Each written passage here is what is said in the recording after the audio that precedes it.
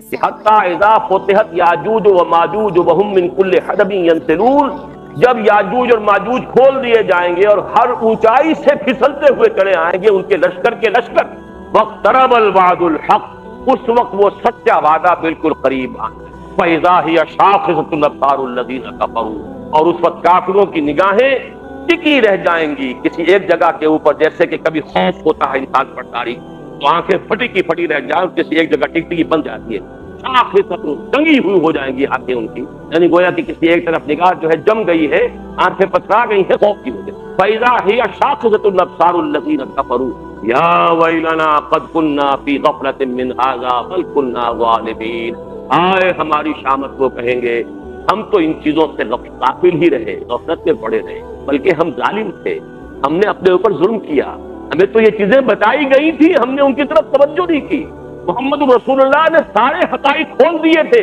ہم نے ادھر التفات ہی نہیں کیا۔ حدیثوں کی کتابوں میں کتاب الفتن، کتاب الملاحن، کتاب و اشراط الساعہ، یہ سارے کے سارے پورے ابواب موجود رہے اور ہم نے کبھی ان کو پڑھنے کی کوشش ہی نہیں کی، ہم نے اس کی طرف التفات ہی نہیں کیا۔ یا ویلنا قد کنا فی غفلۃ من ھذا بل کنا ظالمین، ہم نے اپنے اوپر خود ظلم اٹھایا ہے اور یہ آج ہماری شامت ہوئی ہے کہ وہ سارے کے سارے حالات بالکل ہماری نگاہوں کے سامنے۔ اب آئیے قرآن سب سے زیادہ جس چیز کی خبر دیتا، غور کیجئے، سب سے زیادہ تکرار کے ساتھ آنے والا مضمون قرآن میں کون سا؟ قیامت۔ مکی صورتوں تو یوں سمجھیے کہ مکی صورتیں 2/3 قرآن بنتی ہیں اور اس کا اگر آپ انالیسس کریں گے تو کم سے کم وہ 2/3 کا 1/3 تو صرف قیامت کے حالات کے اوپر۔ قیامت ایک بہت بڑا واقعہ ہے، ایک بہت بڑا سانحہ ہے کہ جو اس کائنات کے اندر آنے والا ہے، اہم ترین خبر قرآن نے دی ہے۔ اور یہ بھی ذہن میں رکھیے کہ موجودہ جو ذہن سائنٹیفک بن گیا تھا، آپ کو ذرا یہاں پہ انڈر لائن کر لیجیے، اب نہیں ہے یہ، لیکن بدقسمتی سے عوام جو ہے ابھی تک اس تھا کے اندر پڑے ہوئے ہیں۔ اس تھا سے مراد یہ ہے کہ ایک دور وہ تھا جب کہ نیوٹونین ایرا جو کہلاتا ہے فزکس کا، سائنس قطعی ہے، اس کے قوانین قطعی ہیں، مادہ اور انرجی دو علیحدہ علیحدہ چیزیں ہیں، مادہ انڈسٹرکٹیبل ہے، اسے فنا نہیں کیا جا سکتا، یہ تمام چیزیں تھی۔ نیوٹن کی فزکس جب شروع ہوئی ہے، یہ لاز آف موشن ہیں، ان کے اندر کہیں کوئی فرق اور تفاوت نہیں آ سکتا۔ یہ تمام جو قوانین طبیعت تھے جو ہم نے پڑھے ہیں FSC کے زمانے میں، ہم نے بھی پڑھے اور آپ سب نے بھی پڑھے ہوں گے، یہ نیوٹن کا دور ہے اور وہ در حقیقت کہا جاتا ہے کہ جدید طبیعت کا بابا آدم، جب تک اس کی طبیعت کا دور رہا، کیسے مان لے کہ دنیا ختم ہو جائے؟ تو بڑا محکم نظام، میٹر انڈسٹرکٹیبل ہے، اور اتنا بڑا میٹر، یہ کائنات، یہ سارا مادہ ہے، جیسے کفار کہا کرتے تھے، قریش کہتے تھے مکے کے، نہیں ہونے والی باتیں نہیں، انہونی بات ہے، انہونی بات ہے، انہونی بات ہے، نہیں ہو۔ یہ ساری باتیں جو ہے جدید ذہن کے اندر، سائنٹیفک ذہن میں الجھ گئی تھی، یہی ٹھوکر کھائی تھی سر سید احمد۔ بھائی جن ہمیں نظر نہیں آتے کیسے مان لے کہ جنات کا بھی کوئی وجود؟ نظر نہ آنے والی تو ایک شے تو ہم مان سکتے ہیں کہ اللہ ہے، کوئی ایک شے ہے جو نہیں ہمیں نظر آتی، اور کوئی شے ہم نہیں مان سکتے جو نظر نہ آتی۔ جن نظر نہیں آتا ہم نہیں مانتے، روح نظر نہیں آتی ہم نہیں مانتے، فرشتہ نظر نہیں آتا ہم نہیں مانتے۔ یہ سارا اس نیوٹونین دور کی فزکس کا فساد ہے، اور عوام الناس آج بھی اسی ذہن کے، وہ تو جو اصل میں فزکس کے جو اصل طالب علم ہیں، جن کا یہ شعبہ ہے، وہ جانتے ہیں کہ وہ زمانہ ختم ہوا، نیوٹونین فزکس جو ہے اس کا جنازہ نکل چکا، یہ آئنسٹائن کا ایرا ہے، اب کوئی شے قطعی رہی نہیں، ہر شے ریلیٹو ہے، ہر شے اضافی ہے، کسی شے کے اندر ایبسولوٹ ہونے کا کوئی تصور ہی نہیں۔ مادہ اور انرجی کی ڈوئلزم جو ہے، سنویت ختم ہو چکی، مادہ انرجی میں کنورٹ ہو جاتا ہے، انرجی مادے میں کنورٹ ہو جاتی ہے، اور مادہ جو ہے انڈسٹرکٹیبل نہیں رہا، جب معنی ختم وہ سارا ختم ہو چکا۔ لیکن جب تک کہ یہ ابھی تک لوگوں کے ذہنوں میں وہ نیوٹونین ایرا کے اثرات باقی ہیں، قیامت کے بارے میں بھی کوئی یقین نہیں ہے لوگوں۔ لیکن سب سے زیادہ زور و شور کے ساتھ، شد و مت کے ساتھ جو بات قرآن میں بیان ہوتی ہے وہ قیامت اور بعد بعد الموت۔ اس کے ضمن میں 3 مرتبہ سور کا پھونکا جانا۔ پہلا نفخہ نفخہ فزع کہلاتا ہے، جب پہلی مرتبہ سور میں پھونکا جائے گا تو کوئی کھلبلی مچ جائے گی، فساد دنیا کے اندر، ہنگامے ہوں گے، قرے ایک دوسرے سے ٹکرائیں گے، جو میرا الشمس والقمر، تو چاند جو ہے سورج میں دھس جائے گا، یہ سارے حادثے ہوں گے، پہاڑ روئی کے گالوں کی طرح چل گے، ایک ہلچل جسے کہنا چاہیے، جس کو کہا گیا القارعہ ما القارعہ وما ادراک ما القارعہ یوم یکون الناس کالفراش المبثوث وتکون الجبال کالعہن المنفوش۔ یہ سارا نقشہ جو کھینچا گیا ہے یہ ہے پہلا نفخہ سور۔ دوسرا نفخہ ہوگا فنفخ فی الصور فصعق من فی السماوات ومن فی الارض الا من شاء اللہ۔ اس کو مفسرین نے کہا نفخہ صعق، سب بے ہوش ہو کر مردہ ہو کر گر جائیں گے، اور صرف اہل زمین نہیں، اہل سماوات بھی، فرشتے بھی، سوائے ان کے جن کو اللہ کوئی خاص استثناء ہوگا، فرشتوں میں سے بھی کوئی خاص ہوں گے کہ جن کو اللہ تعالیٰ اس یہ جو نفخہ صعق ہونے والا ہے اس میں محفوظ ہے۔ ونفخ فی الصور فصعق من فی السماوات ومن فی الارض الا من شاء اللہ۔ تیسرا نفخہ ہے نفخہ ثالث، اس کو نفخہ بعث کہتے ہیں۔ ونفخ فیہ اخری فاذا هم قیام ینظرون، یہ نفخہ بعث ہوگا، پھر جب تیسری مرتبہ سور میں پھونکا جائے گا تو سب کھڑے ہوں گے دیکھتے ہوئے، یہ سب دوبارہ زندہ ہو جائیں گے، پوری نوع انسانی جو ہے وہ قبروں سے نکل آئے گی۔ یہ تین نفخوں کا ذکر قرآن مجید میں ہے اور نبی اکرم صلی اللہ علیہ وسلم کی احادیث میں ان کی تفصیل۔ اب دیکھیے اس قیامت یا اس ساعہ، اس کو بھی ذرا نوٹ کر لیجئے، ہم ایک لفظ جو ہے غلط العام کے طور پر استعمال کرتے ہیں، قیامت۔ یہ بیان جو میں نے ابھی کیا ہے اس میں پہلے مرحلے کو قیامت نہیں کہتے، ہم اردو میں اسے قیامت کہتے ہیں، عربی میں اور قرآن میں اسے الساعہ قیامت کہتے ہیں تیسرے مرحلے کو جب لوگ کھڑے ہو جائیں گے۔ فَإِذَا هُمْ قِيَامٌ يَنظُرُونَ، یوم قیامت وہ ہے کہ جب بعث بعد الموت کے بعد پوری نوع انسانی کھڑی ہوگی اور وہ ایک میدان میں حشر کر کے جمع کر لیے جائیں گے پروردگار کے سامنے محاکمے۔ وہ یوم القیامہ، قیامہ اس سے کہتے ہیں، قامہ یقوم کھڑا، یوم القیامہ وہ ہے نفخہ ثالث کے بعد جب کے بعد سے بعد الموت ہوگا اور تمام نوع انسانی زندہ ہو کر اپنے رب کے حضور میدان حشر کی طرف دوڑتے ہوئے جائیں گے اور اپنے رب کے سامنے کھڑے۔ پہلا نفخہ جو ہے وہ نفخہ الصاعقہ کہلاتا ہے، چنانچہ سورہ انبیاء کے فوراً بعد جو ہے قرآن مجید میں سورۃ الحج، یا ایھا الناس اتقوا ربکم ان زلزلۃ الساعۃ شیء عظیم یوم ترونها تذهل كل مرضعۃ عما ارضعت وتضع كل ذات حمل حملها وترى الناس سکارى وما هم بسکارى ولكن عذاب اللہ شدید۔ اب یہ نقشہ جو کھینچا گیا ہے، میں ان تمام آیات کا صرف حوالہ دے رہا ہوں، ترجمہ نہیں کروں گا۔ زلزلۃ الساعۃ، اس کو نوٹ کیجیے، الساعہ ہے وہ پہلا نفخہ، جبکہ ایک ہنگامہ ہوگا، زلزلہ ہوگا، پوری کائنات کے اندر جو ہے ایسے عظیم ٹکراؤ ہوں گے اور پہاڑ ہوئی کے گالوں کی طریقے سے اڑے پھریں گے، زمین میں نہ کوئی اونچائی رہے گی نہ نیچائی رہے گی، یہ ٹوٹ ٹوٹ کر دکت الارض دکن دکم وجاء ربک والملک صفا صفا، اس کو کھلا ایک چٹیل میدان بنا دیا جائے گا، لا تری فیہا عوجا ولا امتا، نہ اس میں تم کہیں ٹیڑھ دیکھو گے نہ کہیں اونچائی دیکھو گے، ایک چٹیل میدان ہے اور اس میں پوری نوع انسانی جو ہے جمع ہوگی اللہ کے سامنے محاکمے۔ اقترب للناس حسابهم وهم فی غفلۃ معرضون۔ اب اس کی جو علامات بیان ہوئی ہے احادیث، یہ قیامت کب آئے؟ پہلی بات تو نوٹ کر لیجئے کہ جہاں تک اس کے ایگزیکٹ ٹائم کا تعلق ہے، صراحت کے ساتھ صحیح احادیث میں، متفق علیہ احادیث میں حضور صلی اللہ علیہ وسلم نے واضح طور پر بتایا ہے قیامت کب آئے گی، اس کا ایگزیکٹ نالج، اس کا صحیح معین علم سوائے اللہ کے کسی کو نہیں، نہ جبرائیل کو ہے نہ محمد رسول اللہ صلی اللہ علیہ وسلم۔ حدیث جبرائیل، اب دیکھیے میں نے فرشتوں میں سے بھی سب سے اونچا فرشتہ جبرائیل کا نام لے دیا اور انسانوں میں سید البشر محمد رسول اللہ کا نام، کیونکہ ان دونوں کے علم میں نہیں تو ہوتا اب دیگرہ کے رسد کسی اور کو کیسے اس کا امکان ہے، ایگزیکٹ ٹائم پتہ۔ ان اللہ عنده علم الساعہ، قیامت کا وقت جو ہے، قیامت کا وہ تو اللہ ہی کے پاس ہے اور کسی کے پاس نہیں۔ وتبارک الذی لہ ملک السماوات والارض وما بینہما وعنده علم الساعہ، قیامت کا دن، قیامت کا الساعہ کا وقت جو ہے وہ صرف اسی کے لیے۔ پہلی بات تو یہ نوٹ کر لیجئے کہ احادیث کے ذخیرے میں حدیث جبرائیل کو وہی مقام حاصل ہے کہ جو قرآن مجید میں سورہ فاتحہ ام السنہ کہا گیا ہے، اور وہ حدیث بخاری میں بھی ہے، مسلم میں بھی ہے، تمام احادیث کے مجموعے میں ہے، پھر متعدد صحابہ سے مروی ہے، حضرت عمر سے مروی ہے، حضرت عبداللہ ابن عمر سے مروی ہے، حضرت عبداللہ ابن عباس سے مروی ہے، حضرت ابو ہریرہ سے مروی ہے، حضرت عبداللہ ابن عباس سے مروی ہے رضی اللہ تعالی عنہم اجمعین۔ تو وہ حدیث جو سمجھیے کہ واقعتاً سند کے اعتبار سے قرآن کے بالکل ام السنہ، اور اسی میں یہ ہے کہ جو سوالات حضرت جبرائیل نے حضور سے کیے تھے، تین سوالوں کا آپ نے جواب دیا، اخبرنی عن الاسلام آپ نے جواب، اخبرنی عن الاحسان ایمان آپ نے جواب دیا، اخبرنی عن الاحسان آپ نے جواب، اس کے بعد انہوں نے سوال کیا چوتھا اخبرنی عن الساعہ قال ما المسؤول عنها بعلم علم، حضور نے فرمایا صاف صاف کہ جس سے پوچھنے والا ہے جس سے پوچھا جا رہا ہے وہ بھی اس سے زیادہ واقف نہیں ہے جتنا کہ وہ اپنے جواب دیا ہے. اور پھر آیت بھی پڑھی ایک روایت کے وہی جو میں آپ کو سنا رہا تھا, ان لا عنده علم الساعة وينزل الغيث ويعلم ما في الارحام وما تدری نفس ماذا تکسب غدا وما تدری نفس بأي ارض تموت. یہ حدیث جو ہے, یہ جو آیت قرآنی ہے, یہ بھی آپ کو حدیث کے اندر پڑھی ہے کہ ان 5 چیزوں کا علم جو ہے اللہ کے سوا کسی. یہ سمجھ لیجئے کہ جہاں تک قیامت کے وقوع کا تعلق ہے اس سے زیادہ شدنی, اس سے زیادہ اٹل, اس سے زیادہ یقینی ہے کوئی نہیں.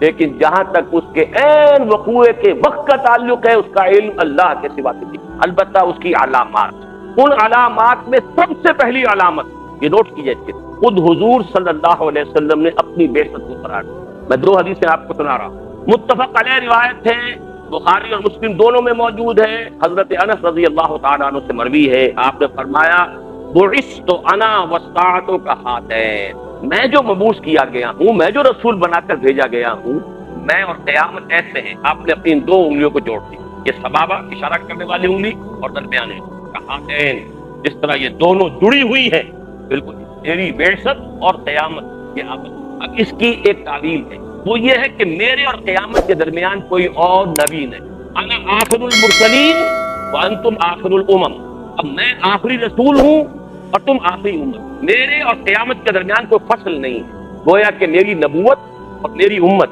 اور قیامت کے مابین اب کوئی اور نبوت اور کوئی اور امت حائل نہیں. لیکن دوسری حدیث میں بات اور واضح ہو جاتی ہے, یہ ترمذی میں ہے, بعثت فی نفس الساعہ فسبقتها کما سبقت هذه. دوسری حدیث میں یہ آتا ہے کہ جو ترمذی میں ہے کہ میں تو قیامت ہی میں پیدا کیا گیا ہوں, یعنی در حقیقت میری بعثت کے ساتھ عرصہ قیامت کا آغاز ہو گیا. اس سلسلہ واقعات کی پہلی کڑی میں ہوں کہ جس کا کہ آخری جو انجام ہونے والا ہے وہ قیامت. بعثت انا فی نفس الساعہ سبقتها کما سبقت هذه, بس میں اس سے پہلے اتنا ہی آ گیا ہوں جیسے یہ انگلی اس سے آگے بڑھی ہوئی ہے. بس پھر وہی 2 انگلیوں کا آپ نے اشارہ کیا, جس طرح یہ انگلی آگے نکلی ہوئی ہے اس سے, بس اسی طرح میں اس سے پہلے آ گیا ہوں. گویا کہ حضور کی بعثت صلی اللہ علیہ وسلم اور قیامت کے ایک دوسرے کے ساتھ متصل. لیکن میں اس وقت جو آنا چاہتا ہوں قبل قیامت کے واقعات کیا ہے. قبل قیامت جو کچھ ہونے والا ہے جس کی خبر دی ہے محمد رسول اللہ صلی اللہ علیہ وسلم نے, اس میں سے ایک خبر تو وہ ہے جو خوشخبری کے طور پر ہم نے پچھلے 2 سالوں میں بہت عام کی. اسی مسجد میں میں نے وہ حدیثیں کئی مرتبہ آپ کو سنائی, وہ حدیثیں جن سے معلوم ہوتا ہے کہ قیامت سے پہلے کل روئے ارضی پر اللہ کے دین کا غلبہ, پورا عالم انسانیت خلافت علی منہاج النبوت کے سائے تلے آ. یہ قطعی ہے, یقینی ہے, اس میں کسی شک و شبے کی نہیں. حدیث آپ کو صرف تیزی کے ساتھ یاد کریں. حضرت نعمان ابن بشیر کی حدیث رضی اللہ تعالیٰ, مسند احمد ابن حنبل میں ہے. حضور نے اپنے زمانے سے لے کر قیامت تک 5 ادوار کا ذکر, اور نبوت تکون النبوت فیکم ما شاء اللہ ان تکون ثم یرفع اللہ اذا شاء یرفعها. نبوت تمہارے مابین برقرار رہے گی جب تک اللہ چاہے گا, یعنی میں رہوں گا تمہارے مابین جب تک اللہ چاہے گا, پھر اللہ جب چاہے گا اسے اٹھا لے گا, یعنی میرا انتقال. ثم تکون خلافتا علی منہاج النبوۃ, پھر ایک دور ہوگا خلافت کا جو عین نبوت کے نقش قدم پر ہوگی, خلافت راشدہ. کوئی نظام بعین ہی, سرے منہ فرق نہیں ہوگا, بال برابر نہیں ہوگا, علی منہاج النبوۃ, نبوت ہی کے نقش قدم. یہ بھی رہے گا جب تک اللہ چاہے گا, جب اللہ چاہے گا یہ بھی. ثم تکون ملکا عام, تیسرا پھر ایک ملوکیت کا دور آئے گا, اور کٹکھنی ملوکیت, ظالم ملوکیت. مسلمانوں میں بادشاہ پیدا ہو جائے, اچھے بھی ہوں گے برے بھی, ظالم بھی. مسلمانوں کے حقوق غصب کرے, مسلمانوں کے بیت المال کو اپنی جاگیر بنا کر اپنی عیاشیوں کا ذریعہ, یہ ملک عام. اس کے بعد فرمایا یہ دور بھی ختم ہو جائے گا, پھر چوتھا آئے گا ثم تکون ملکا جبریا, پھر ملوکیت ہوگی غلامی کے ساتھ. پہلے بادشاہ تھے, مسلمان تو تھے, بابر تھا, اکبر تھا, کوئی بھی تھا, مسلمان تو تھے, برے بھی تھے, اچھے بھی تھے, مسلمان تو تھے. اس کے بعد تم تاج برطانیہ کے غلام ہو گئے, یا کہیں فرانسیسیوں کے غلام ہو گئے, کہیں اطالیوں کے غلام ہو گئے. ثم تکون ملکا جبریا فتکون ما شاء اللہ وتکون, یہ بھی رہے گا جب تک اللہ چاہے گا, پھر یہ بھی ختم ہو جائے گا.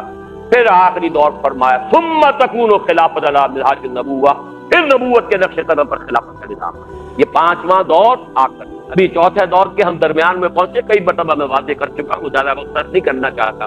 براہ راست حکومت ہماری ختم ہو چکی ہے, کولونیل رول جو ہے اس نے اپنا بستر لپیٹ لیا ہے, فوجیں چلی گئی ہیں برطانوی اور ولندیزی, لیکن ان کا سارا کنٹرول ابھی باقی ہے. بلکہ حال ہی میں جو میں نے تقریر کی ہے لاہور میں، اس میں تو وہ غالب کا وہ مصرع میری زبان پر آیا کہ دم لیا تھا نہ قیامت نے ہنوز، پھر تیرا وقت صبر یاد آیا. ابھی وہ کولونیل رول پوری طرح ختم نہیں ہوا تھا کہ نیو ورلڈ آرڈر، اب یہ دوسری ایک طوفانی لہر جو آ رہی ہے پورے عالم اسلام کے اوپر، اور ہم تقریباً اس کی گرفت میں جا چکے. اپنے لیے تقریباً کہہ رہا ہوں، عالم عرب تو جا چکا، ختم ہو پورا عالم عرب. دیکھ کر ایک وہ سوڈان باقی ہے کہ وہ ایک جس کو پاگل آدمی دنیا میں بنا دیا گیا ہے، یہ سمجھا جاتا ہے وہ لیبیا ہے. کوئی اہمیت نہیں، کوئی حیثیت نہیں. عالم عرب پورا شکنجے میں یہود کے سامنے سر نگو، چاہے حسن ہو چاہے حسین.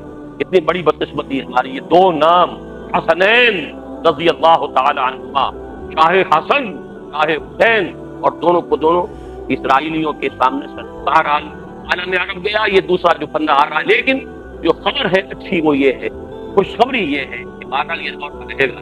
ثم تکون خلافت، پھر نبوت کے نقش قدم پر خلافت. دو حدیثیں ہم نے عام کی ہیں. ایک مسلم شریف کی روایت ہے حضرت ثوبان سے رضی اللہ تعالی عنہ کہ آپ بھی یہ خلافت آئے گی، پورے کرۂ ارضی پر آئے گی. حضرت ثوبان فرماتے ہیں کہ حضور نے ارشاد ان اللہ زوالی الارض، اللہ نے میرے لیے پوری زمین کو لپیٹ دی. فرائے تو مشارقها و مغاربها، تو میں نے اس کے سارے مشرق بھی دیکھ لیے، سارے مغرب بھی دیکھ لیے. فإن امتی سيبلغ ملكها ما طوي منها، اور میری امت کی حکومت ان تمام علاقوں پہ قائم ہو کر رہے گی جو مجھے سکے. کسی شک و شبے کی گنجائش. یہ پیشین گوئی نہیں تو کیا ہے؟ یہ نبوت ہے، یہ خوشخبریاں ہیں، یہ خبریں ہیں، یہ آنے والے دور کی خبریں ہیں جو محمد رسول اللہ دے رہے ہیں. اور ان کی یہ خبریں کسی تخمینے پر نہیں ہے. اقبال نے تو خیر مسئلہ استعمال کیا تھا، قلندر ہرچے گویر دیدہ گویر. میں کہتا ہوں یہاں صحیح ترین لفظ جو یہاں پر اپلائی ہوتا ہے صحیح معنی میں، وہ پیمبر ہرچے گویر دیدہ گویر. پیغمبر جو کچھ کہتا ہے دیکھا ہوا ہے کہ ہاں پر تمارونہ علی ما یرا ولقد راہ نزلۃ اخری عند سدرۃ المنتہی. کیا تم اس سے جھگڑ رہے ہو اس چیز کے بارے میں جو اس نے دیکھی ہے؟ وہ جو کچھ تمہیں بتا رہا ہے اپنی آنکھوں کی دیکھی ہوئی حقیقت بتا رہا ہے، تم جھگڑ رہے ہو. تمہارے سامنے تو غیب کا پردہ آئے گا، اس کے سامنے تو وہ پردہ نہیں، اللہ نے وہ حقائق سے دکھائے. افر تمارونہ علی ما یرا ولقد راہ نزلۃ اخری عند سدرۃ المنتہی. یہ اور تیسری حدیث حضرت مقداد ابن الاسود، اس روئے ارضی پر نہ کوئی اینٹ اور گارے کا بنا ہوا گھر رہے گا، نہ کوئی خیمہ رہے گا جس میں اللہ کلمہ اسلام کو داخل نہ کرے. عز عزیز و ذل ذلیل، یا تو گھر والا اور خیمے والا اسلام قبول کرے گا، اس کے گھر میں اسلام داخل ہوگا، اس کو بھی اعزاز عطا کرے گا. للہ العزت ولرسولہ وللمؤمنین ولکن المنافقین لا یفقہون. یا قبول نہیں کرے گا اسلام تو چھوٹے ہو کر رہنا پڑے گا، جزیہ دینا پڑے گا. گویا کہ اس کے گھر میں بھی اسلام تو آ گیا، کیونکہ ملک میں جب لا آف دی لینڈ جو ہے وہ اللہ کا ہو گیا تو وہ گھرونا اس کا اسی ملک میں ہے نا. اسلام کے تابع تو وہ گھر بھی ہو گیا، لیکن وہ بد نصیب اسلام کے اعزاز سے محروم ہے. عز عزیز و ذل ذلیل. یہ تو یوں سمجھیے کہ خبریں ہیں کہ جو ہو کر رہنی ہے قیامت سے پہلے، لیکن اس کے اور قیامت کے درمیان ایک اور دور ہے، اور وہ عام طور پر بیان میں نہیں آتا. میری اس کتاب میں بھی اس کا میں نے بڑا اجمالی سا تذکرہ کیا ہے، اور بہت سے لوگوں کو بڑا تعجب ہوا. یہ جو دور ہوگا پوری دنیا پر اسلام کے غلبے کا، یہ قیامت تک نہیں رہے گا. ہر کمال راز زوال، جیسے خلافت راشدہ ختم ہوئی تھی، اس کا بھی خاتمہ، اس میں بھی زوال. اور اس زوال کے بعد پھر دنیا ایک مرتبہ صرف کفر اور شرک سے بھر جائے، اور قیامت نہیں قائم ہوگی جب تک کہ پوری دنیا کفر اور شرک سے نہ بھر جائے اور اہل ایمان سے دنیا خالی نہ ہو جائے. یہ پہلو بہت کم بیان میں آتا ہے. میں آپ کو صحیح احادیث کے حوالے سے آج وہ پہلو بھی بیان کر رہا ہوں. مسلم شریف کی روایت ہے حضرت انس بن مالک سے رضی اللہ تعالیٰ عنہ، اور یہ ساری روایات مشکات شریف میں موجود ہیں. بڑی آسانی سے آپ مشکات شریف کا جو آخری حصہ ہے، کتاب الفتن، کتاب الملاحم، کتاب علامات القیامہ، کتاب علامات الدجال، یہ 3-4 ابواب پڑھیے گا تو میں نے تو اس میں سے جو چند چیزیں چنی ہیں جو ایک ہی تقریر میں بیان کی جا سکتی ہیں وہ آپ کے سامنے رکھ رہا ہوں. حضرت انس سے مروی ہے رضی اللہ تعالیٰ عنہ، لا تقوم الساعة حتى لا يقال في الارض اللہ اللہ. اور ایک دوسری روایت میں الفاظ ہے لا تقوم الساعة على احد يقول اللہ اللہ. قیامت اس دنیا میں قائم نہیں ہوگی جب تک کوئی ایک بھی اللہ اللہ کہنے والا باقی ہو. اللہ پر ایمان اور اللہ کا ذکر کرنے والوں سے دنیا جب خالی ہو جائے گی تب قیامت. یہ حدیث مسلم شریف. دوسری حدیث مسلم ہی میں ہے عبداللہ ابن مسعود سے رضی اللہ تعالیٰ عنہ، لا تقوم الساعة الا على شرار الخلق کہ قیامت کھڑی نہیں ہوگی، قیامت کی یہ سختیاں، زلزلۃ الساعۃ شیء عظیم، یہ کیفیات جو ہیں یہ نہیں آئیں گی مگر صرف شریر لوگوں کے اوپر۔ اللہ تعالیٰ اپنے اہل ایمان کو ان سختیوں سے بچا۔ یہ جو قیامت کا زلزلہ آئے، یا ایھا الناس اتقوا ربکم ان زلزلۃ الساعۃ شیء عظیم یوم ترونها تذهل كل مرضعة عما ارضعت وتضع كل ذات حمل حملها وترى الناس سکارى وما هم بسکارى ولكن عذاب الله شدید۔ یہ جو زلزلۃ الساعہ ہے اس کی سختیوں سے اللہ تعالیٰ اہل ایمان کو بچا لے گا۔ کوئی صاحب ایمان دنیا میں اس وقت موجود نہیں ہوگا جب کہ قیامت آئے۔ اب سنیے تیسری حدیث جو ان دونوں کا رشتہ جوڑنے والی، غلبہ دین، خلافت علی منہاج النبوہ، گلروئے عرضی پر اللہ کا دین، اللہ کے نظام خلافت کا قیام، اور اس کے بعد پھر وہاں سے ایمان اور اسلام کا خاتمہ۔ یہ تیسری حدیث جو میں آپ کو سنا رہا ہوں یہ حضرت عائشہ ام المومنین عائشہ رضی اللہ تعالی عنہ سے مروی۔ حضور نے ایک روز فرمایا لا یذهب الليل والنهار حتى يعبد اللات والعزى، رات اور دن ختم نہیں ہوں گے جب تک کہ دوبارہ لات اور عزیٰ کی پرستش شروع نہ ہو۔ رات اور دن کا ختم نہ ہونا یعنی یہ سلسلہ کائنات جو بھی اس وقت دنیا کا نظام ہے وہ قیامت کی طرف آپ نے استعارہ کیا ہے، رات اور دن ختم نہیں ہوں گے، یعنی یہ نظام جو ہے نظام شمسی اور اس کے ساتھ جو زندگی کا نظام وابستہ ہے یہ ختم نہیں ہوگا، قیامت نہیں آئے گی جب تک کہ دوبارہ لات اور عزیٰ کو نہ پوجا جائے۔ قل تو حضرت عائشہ فرماتی میں نے عرض کیا یا رسول اللہ، اللہ کے رسول صلی اللہ علیہ وسلم کنت لاظن حين انزل اللہ، وہ آیت آ رہی ہے هو الذی ارسل رسولہ بالہدی ودین الحق لیظہرہ علی الدین کلہ ان ذلک تاما۔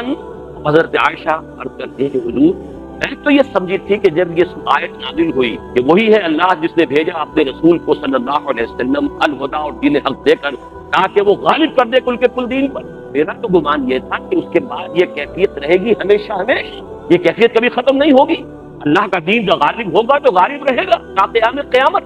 ہے یہ گمان نہیں کر سکتی تھی کہ دوبارہ پھر لوگ کفر اور شرک کے اندر یہاں تک کہ لات اور عزیٰ کی پرستش کی طرف مائل ہو جائیں۔ اب حضور نے جواب دیا انہ سیکون من ذلک، ہوگا یہ تو ہوگا، اللہ کا دین غالب ہو جائے، باقی ختم ہو جائے، اللہ کا دین پوری دنیا پر غالب آئے گا، اللہ کا نظام خلافت قائم ہو جائے گا ماشاءاللہ، لیکن یہ رہے گا جب تک اللہ چاہے گا۔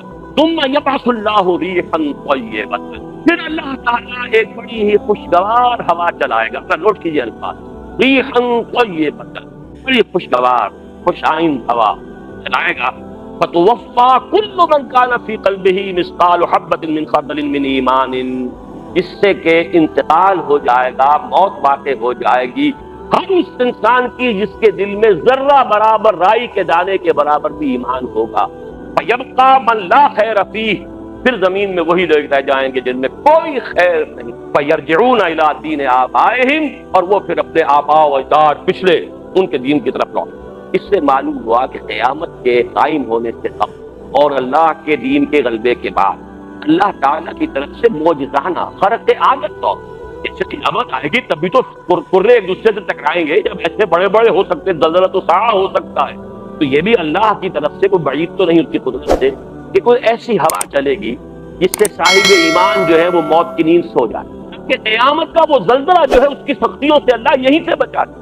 نہ صرف یہ کہ انہیں آخرت میں بچانا ہے آگ سے، اور نہ صرف یہ کہ آخرت میں بچانا ہے اب اسے حشر کی سختیوں سے، نہ صرف یہ کہ وہاں کی جو ہے آخرت کی تمام سختیوں سے اللہ اہل ایمان کو بچائے گا، اہل ایمان میں سے کسی کو اس قیامت زلزلۃ الساعہ کی جو سختیاں ہیں ان میں بھی مبتلا نہیں کرے گا۔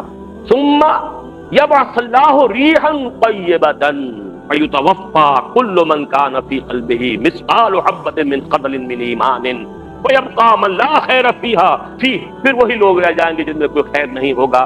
فَيَرْجِعُونَ إِلَىٰ دِينِ آبَائِهِمْ، تو پھر وہ لوٹ جائیں گے اپنے آباء و اجداد کے دین کی طرف۔ اب یہ وہ لوگ ہوں گے جن پر قیامت کی وہ سختی آئے گی، ان زلزلۃ الساعۃ شیء عظیم، ان تمام سختیوں کا ان کو جھیلنا۔ اب آئیے تیسرا، اس سے قبل کیا قیامت ہوگی، یہ تو قرآن مجید کی سب سے زیادہ اہم خبر۔ ایک وقت آئے گا یہ پہاڑ روئی کے گالوں کی طرح ہوں گے، زمین چکیل میدان ہوگی، تمام انسان جو ہے دوبارہ بھی زندہ کیے جائیں گے، لیکن اس سے پہلے جو ہے بہرحال وہ زلزلۃ الساعۃ، اس سے پہلے دنیا سے اہل ایمان کا خاتمہ ہوگا۔ ہم ٹائم ٹیبل کوئی نہیں دے سکتے، یہ بھی پتہ نہیں کتنے سال لگیں گے ایک کام میں دوسرے میں، جس طرح نفخہ اولا، نفخہ ثانیہ، نفخہ ثالثہ، 3 مرتبہ جو سور پھونکا جائے گا، ہمیں کچھ معلوم نہیں کہ ان کے درمیان وقفہ کتنا ہو۔ 100 साल होंगे, 200 साल होंगे, 10 साल होंगे, 20 साल, कुछ पता। जो चीज हमें बताई गई है वही तक हमें मालूम है। सुब्हानक ला इल्म लना इल्ला मा अल्लमतना। और अल्लाह ने हमें सिखाया, या कुरान में बताया या मोहम्मद रसूलुल्लाह के जरिए से बताया, हमारे नजदीक दोनों एक हैं, इन दोनों में कोई फर्क नहीं। हाँ, हम सिर्फ हदीस के ज़िम्न में ये देखेंगे कि हदीस सही हो, उसकी रिवायत जो है वो काबिल एतमाद, उसके अंदर जो है झोल ना हो, इस हद तक तो देखेंगे। बाकी ये कि जो बात साबित हो जाएगी मोहम्मद रसूलुल्लाह सल्लल्लाहु अलैहि वसल्लम से, उसकी हम तस्दीक। तो क़यामत आएगी, क़यामत से पहले एक वक्त आएगा जबकि दुनिया में कोई साहिब ईमान नहीं, उससे पहले एक वक्त आएगा जबकि पूरी दुनिया पर अल्लाह के दीन का गलबा।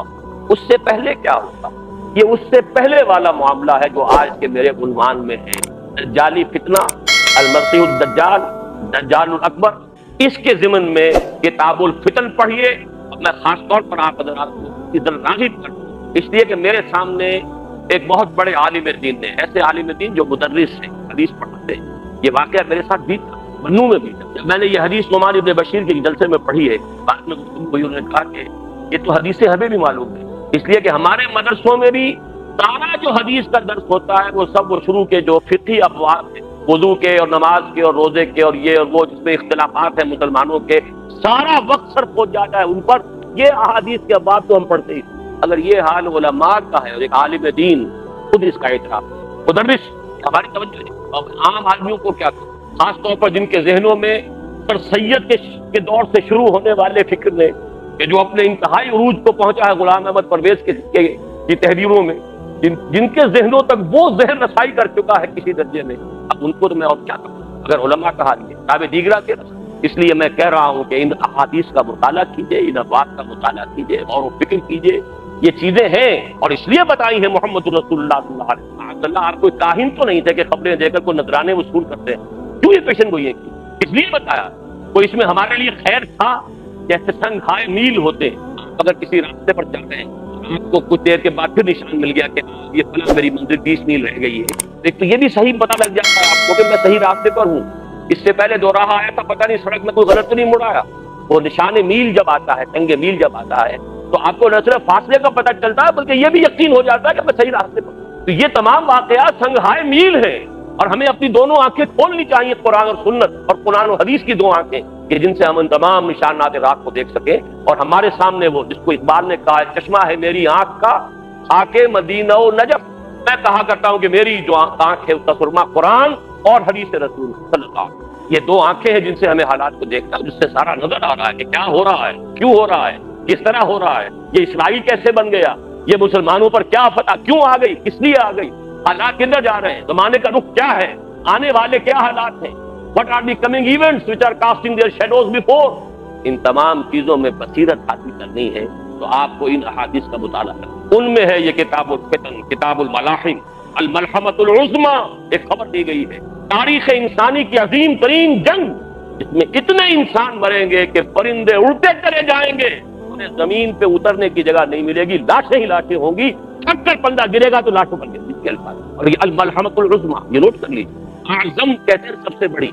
ये जंगे अजीम दो हुई है अभी तक, जंगे अजीम अव्वल, जंगे अजीम दो, अजीम है ये आज़म अभी आने वाली है, थर्ड वर्ल्ड वॉर, जिससे दुनिया में बातचीत हो रही है, शुरू होती है, ये मौजूद रही है दुनिया के, इसी के लिए सारी हो रही है ये, कि कहीं हमारे सिवा किसी के पास एटम बम ना हो जाए। ये सारी जो भी जिद्दोजहद हो रही है, ये राबिन राशिद साहबा जो है, जो फिरकी बनी हुई फिर रही है, इधर से उधर, उधर से इधर, ये सारी किस लिए?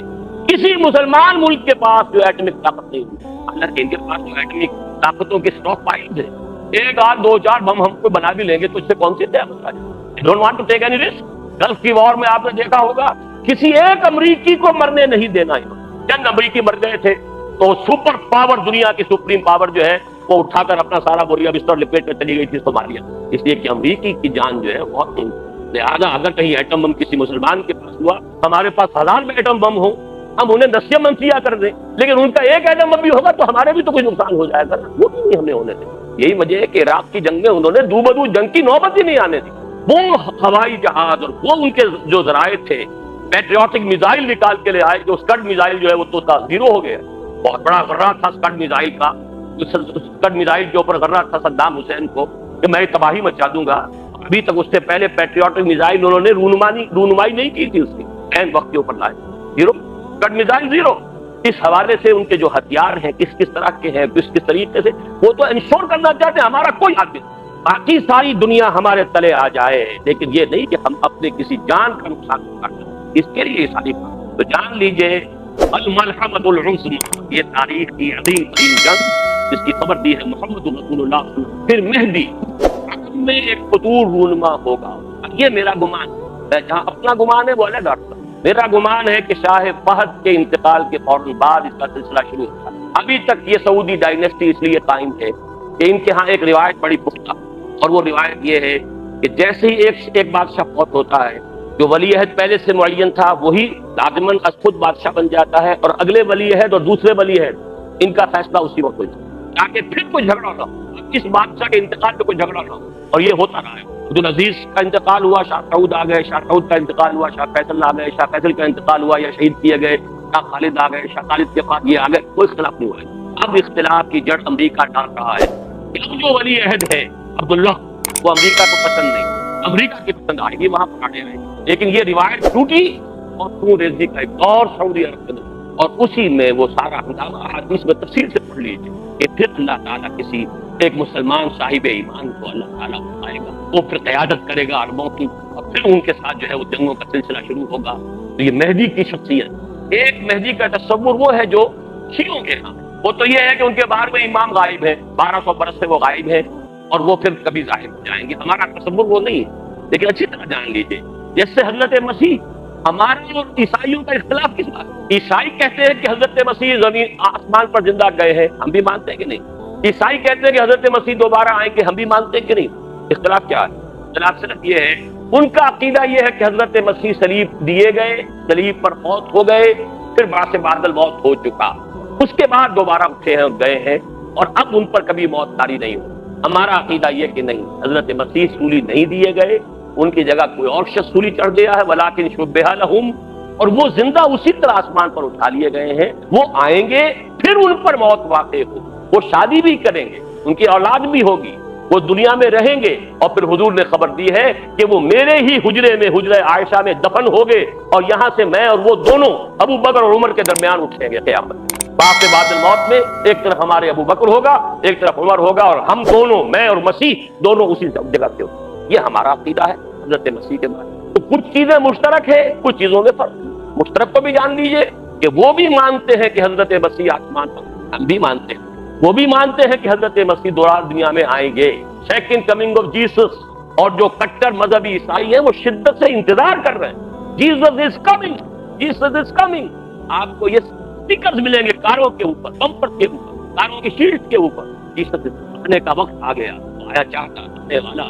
حضرت مسیح علیہ السلام کے نزول کے بارے میں ہم اور عیسائی متفق، رفع سماوی کے بارے میں ہم اور عیسائی متفق۔ اختلاف صرف یہ ہے کہ ان کے نزدیک حضرت مسیح سولی پائے اور ہوئے، پھر زندہ ہوئے، اور اب ان پر پھر دوبارہ کوئی موت نہیں آئے گی۔ ہمارے نزدیک ان پر موت نہیں آئی، نہ وہ سولی چڑھائے گئے، وما قتلوہ وما صلبوہ ولکن شبہ لہم، انہیں زندہ آسمان پر اٹھایا گیا، وہ واپس آئیں گے، پھر ان پر موت بھی آئے گی، وہ شادی بھی کریں گے، اور پھر وہ دفن ہوں گے۔ وہ سارے مراحل ان پر ابھی آئیں۔ اور کسی طریقے سے مہدی کا معاملہ ہے، شیعوں کا خیال یہ ہے کہ ان کے بارے میں امام تھے وہ غائب ہو گئے، اس کے بعد سے سلسلہ ان کا منقطع ہے۔ یہ اثنا عشری شیعوں کا معاملہ، اور شیعوں کی اور دو شاخیں جو ہے، آغا خانی ان کا امام ابھی تک چلا رہا ہے، اور جو بوری ہیں ان کا معاملہ جو ہے وہ یہ ہے کہ ان کا بھی امام غائب ہو چکا ہے، ان کے ہاں داعی ہے، لیکن یہ ہے کہ ہمارے ہاں چونکہ زیادہ اثنا عشری ہیں تو وہ سمجھتے ہیں کہ ہمارا امام جو ہے مہدی وہ غائب ہو گیا تھا، چھپ گیا تھا قتل کے خوف سے، اندیشہ تھا کہ جو عباسی خلیفہ ہے وہ قتل کر دے گا، تو غار میں چھپ گئے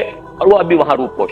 پہلے وہ غیبوبت صغریٰ تھی کہ اس زمانے میں کچھ لوگ ان سے رابطہ قائم کر سکتے تھے اور ان سے احکام معلوم کر لیتے تھے، یہ تقریباً 200 برس تک غالباً غیبوبت صغریٰ رہی۔ اب غیبوبت کبریٰ ہے، اب کوئی ربط اور تعلق ان کے ساتھ کسی کا نہیں ہے، وہ ہے لیکن غار کے اندر موجود ہے اور وہ ظاہر ہوں گے، یہ ان کا عقیدہ ہے ہمارا۔ لیکن ہم سمجھتے ہیں کہ جب یہ دور آخری آئے گا، فتنوں کا زمانہ آئے گا، اور مسلمانوں کے اوپر جو ہے اللہ تعالیٰ کی طرف سے سختیاں آئیں گی، عذاب آئیں گے، ان میں سے اللہ تعالیٰ مسلمان عربوں کی مدد کے لیے، ان کی قیادت کے لیے ایک شخص کو اٹھائے گا، ہوگا حضرت فاطمہ ہی کی نسل میں سے، حضرت حسن کی اولاد میں سے حسنی سید ہوگا وہیں پر مدینے کے اندر ہوگا، اور وہاں سے وہ نکل کر بھاگے گا، لیکن لوگ اس سے تلاش کر لیں گے اور پھر اس کے ہاتھ پر بیٹھ گئے، وہ جا کر چھپ جائے گا، یہ خانہ کعبہ کے اندر اس کے غلاف کے پیچھے، لیکن یہ کہ وہاں سے مسلمان جو ہے پورے تلاش کر کے ان کے ہاتھ میں کریں گے. پھر اسلامی جہاد کا آخری دور کے جہاد کا آغاز، یہ حضرت مہدی کا. اسی طریقے سے دجال کا معاملہ، اور پھر یہ ہے کہ اسی طرح نزول مسیح کا معاملہ ہے، یاجوج و ماجوج کا معاملہ ہے. یہ ساری وہ خبریں ہیں جو اس دور سے متعلق ہیں جو خلافت علی منہاج النبوہ کے عالمی غلبے اور دین حق کے عالمی غلبے سے قبل ہونے والے بات. یعنی یوں سمجھیے ہم اپنی طرف سے چلیں گے تو اب تو پہلا دور یہ کھڑا ہے ہمارے ساتھ. میں تو چونکہ ریورس آرڈر میں چلا ہوں کہ سب سے پہلے یقینی شے قیامت سے پہلے ایک وہ وقت جب کہ تمام اہل ایمان کو اللہ تعالیٰ موت کی نیند سلا دے گا اور دنیا میں سوائے اشرار کے، کفار کے، مشرکین کے کوئی نہیں. اس سے پہلے ایک دور جبکہ پورے کرۂ ارضی پر اللہ کا دین غالب ہوگا، خلافت علی منہاج النبوہ کل عالم انسانیت کے اوپر ذوفگن ہو جائے گا. اس سے پہلے کا دور ہے جو آج ہمارے سامنے، یہ دور فتن ہے. اور اس میں ضرورت ہے کہ سرما ہے میری آنکھ کا خاک مدینہ و نجف، آپ سرما بنائیے قرآن مجید کو اور احادیث نبویہ کو علی صاحب الصلاۃ والسلام، اور اس کے حوالے سے سمجھیے کہ آپ کدھر جا رہے ہیں، دنیا کدھر جا رہی ہے. اس دور کا جو سب سے بڑا فتنہ ہے اس کو اپلوڈ کیجیے، کیونکہ میں آج مہدی کے بارے میں یا یاجوج ماجوج کے بارے میں یا حضرت مسیح کے نزول کے بارے میں کچھ عرض نہیں کروں. بقیہ وقت جو میرے پاس ہے وہ مجھے صرف کرنا ہے صرف دجال کی وضاحت. ان تمام ادوار میں دور الفتن، دور الملاحم، الملحمۃ العظمیٰ، ظہور مہدی، نزول عیسیٰ، یاجوج ماجوج، ان سب میں اس پورے عرصے میں عظیم ترین فتنہ جو ہے اس کا نام قرآن کی زبان میں دجال، حدیث کی زبان میں دجال. چنانچہ پہلے تو حدیث سنیے، صحیح مسلم کی روایت ہے، عن عمران بن حسین رضی اللہ تعالی عنہ قال سمعت رسول اللہ صلی اللہ علیہ وسلم یقول ما بین خلق آدم الى قیام القیامت الى قیام الساعت امر اکبر من الدجال، رواہ مسلم. حضرت عمران ابن حسین فرماتے ہیں رضی اللہ تعالی عنہ کہ حضور کو میں نے خود سنا یہ فرمایا. جس حدیث میں یہ الفاظ آتے سمعت، میں نے خود سنا، اس میں ایک اور زور پیدا، ورنہ یہ عن رسول اللہ ہے، اس میں ایک امکان ہوتا ہے کہ حضور سے کسی اور صحابی نے سنا ہو اور ان صحابی نے انہیں بتایا، اس کا ایک امکان پیدا ہو جاتا ہے نظری. لیکن جب راوی کہے، صحابی راوی، سمعتو، میں نے خود سنا، تو گویا کہ اس میں اور تاکید کا پہلو.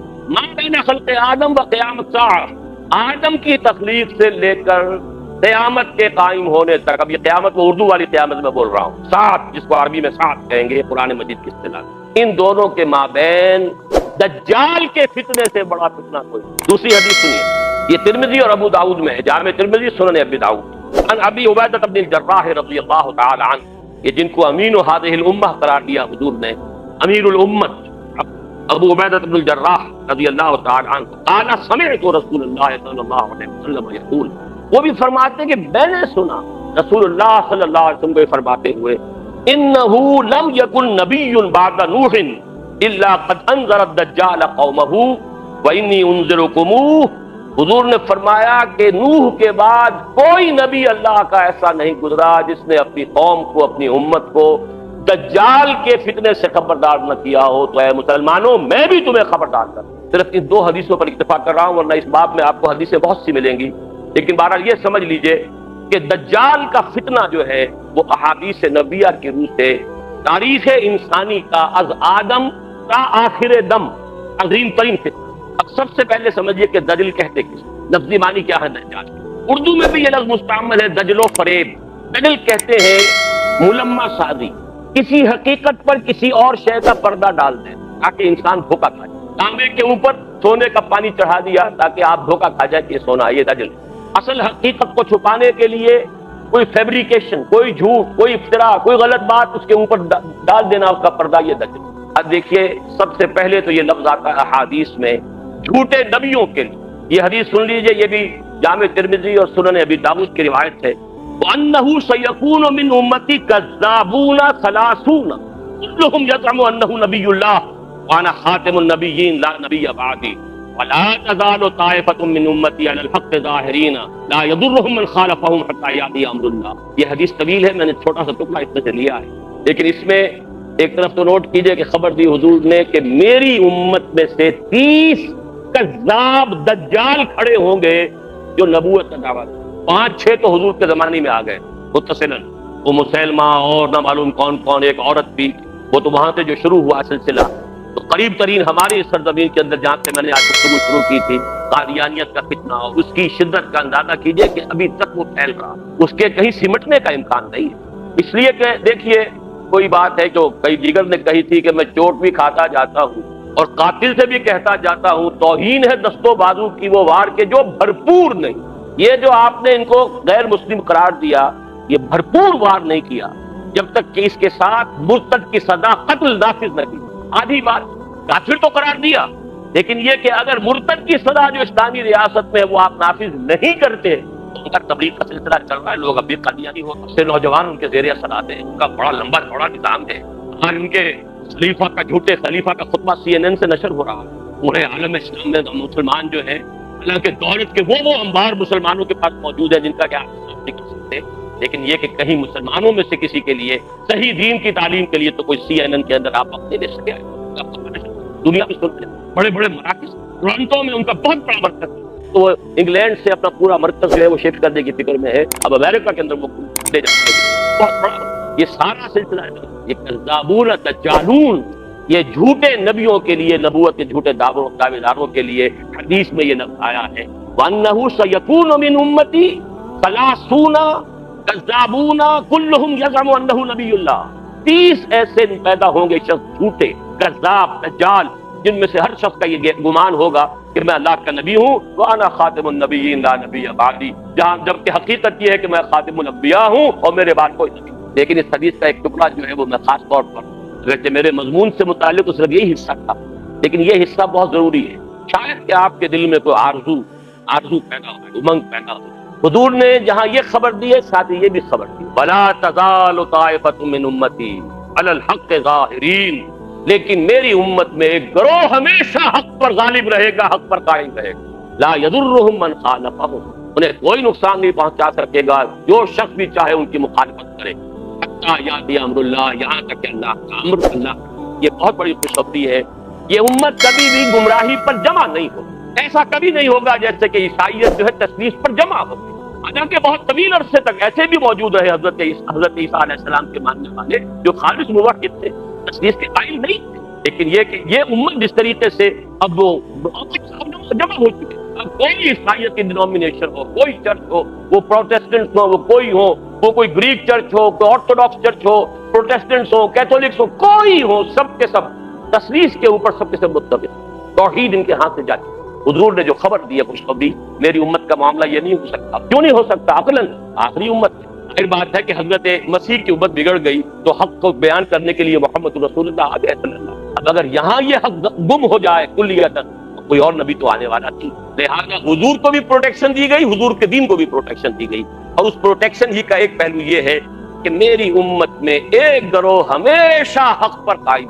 اللہم ربنا اجعلنا منہم، اللہ تعالی ہمیں توفیق دے کہ ہم ان میں سے ہوں، یہ آرزو تو کم سے کم دل کے اندر پیدا کیجئے، یہ امنگ تو پیدا ہو جائے۔ اگرچہ مجھے معلوم ہے کہ ماحول وہ ہے جس کے بارے میں اقبال نے کہا ہے کہ آرزو اول تو پیدا ہو نہیں سکتی کہیں، اور ہو جائے تو مر جاتی ہے یا رہتی ہے خام، ماحول غذا نہیں دیتا، آکسیجن ہی نہیں ہے، 2 پتیاں تو نکلی تھی بیج میں سے لیکن مرجھا گئی، اس لیے کہ غذا نہیں تھا۔ امنگ اٹھتی ہے، جذبہ ابھرتا، اس کی آبیاری کا سامان نہیں، خارجی نہیں ہے، سارا داخلی سامان، اپنے اندر کا تیل جلانا ہوگا، باہر کا تیل نہیں ملے گا۔ اقبال نے یہی بات کہی ایک شعر کے اندر، کر اپنی رات کو داغے جگر سے نوران، کر اپنی رات کو داغے جگر سے نوران، اپنے اندر تیل جلاؤ، اپنے جگر کا تیل جلاؤ، اس سے روشنی حاصل کرو گے، ماحول سے تمہیں روشنی نہیں۔ اپنی اس آرزو کو پروان چڑھاؤ، لیکن اپنے اندرونی جذبے کے ساتھ استفادہ۔ بہرحال اس حدیث کا یہ ٹکڑا میں نے صرف اس لیے سنایا کہ یہ ایک ہمارے لیے ایک امنگ پیدا کرنے والی شے ہے کہ اللہ تعالیٰ ہمیں توفیق دے کہ ہم ان لوگوں میں سے۔ تو پہلا لفظ جو دجال آیا ہے وہ تو میں نے آپ سے عرض کیا کہ دجال جھوٹا نبی، جس کے بارے میں حضور کی خبر ہے کہ 30 پیدا ہو۔ دوسرا ایک عمومی فتنہ ہے دجال، فتنۃ الدجال، عمومی فتنہ۔ وہ کیا؟ اصل میں یہ تہذیب کہ جس میں میں اور آپ، واقعہ یہ ہے کہ ہم اس وقت غرق، کسی کے سر کے اوپر تک پانی جا چکا ہے، وہ جا چکا، کوئی گردن تک اس کے اندر، کوئی پیٹ تک ہے، کوئی گھٹنوں تک ہے، لیکن ہم میں سے کوئی اس تہذیب سے بچا ہوا۔ یہ عالمی تہذیب ہے، دجالی تہذیب، جو شروع ہوئی تھی مغرب سے تقریباً 400 سال قبل، رینائسنس، احیاء العلم، لیکن اس احیاء العلم کے نتیجہ کیا نکلا؟ مادی ترقی، ٹیکنالوجی، سائنس بڑھتی چلی، اور اس درجے بڑھتی چلی گئی کہ عروج آدم خاکی سے انجم سہمے جاتے ہیں کہ یہ ٹوٹا ہوا تارا مہ کامل نہ بن، چاند کو پاؤں تلے روند آیا انسان اور ابھی نہ معلوم کہاں کہاں کمندے ڈال رہا ہے۔ لیکن دوسری طرف آسمانی وحی والی ہدایت سے اپنی آنکھ نوٹ کر لیجیے اس بات کو اچھی طرح۔ سورہ بقرہ کا چوتھا رکوع جو ہے قرآن مجید کے فلسفے میں نہایت اہمیت تھا۔ اللہ نے انسان کو بنایا زمین کی خلافت کے لیے، وَإِذْ قَالَ رَبُّكَ لِلْمَلَائِكَةِ إِنِّي جَاعِلٌ خلافت عرضی کے لیے آدم کی تخلیق۔ دو چیزیں دی گئی آدم، ایک کا ذکر اس رکوع کے شروع میں ہے، ایک کا آخر۔ شروع میں علم الاسماء دیا گیا، علم آدم الاسماء كلها ثم عرضهم على الملائكة فقال انبئوني بأسماء إن كنتم۔ ایک علم تو آدم کو دے دیا گیا، علامہ دے دیا گیا، پہلے ماضی ہے، ماضی مطلق ہے، دے دیا گیا۔ ایک علم کے بارے میں فرمایا وہ آتا رہے گا تمہارے پاس وقتاً فوقتاً۔ فَإِمَّا يَأْتِيَنَّكُم مِّنِّي هُدًى فَمَن تَبِعَ هُدَايَ فَلَا خَوْفٌ عَلَيْهِمْ وَلَا هُمْ يَحْزَنُونَ۔ سورہ بقرہ کے چوتھے رکوع کے آخری میں ہے، یہ علم تو دے دیا تمہیں۔ ایک علم ہے علم ہدایت، وہ وقتاً وقتاً، وقفے وقفے سے، وقتاً فوقتاً آتا ہے۔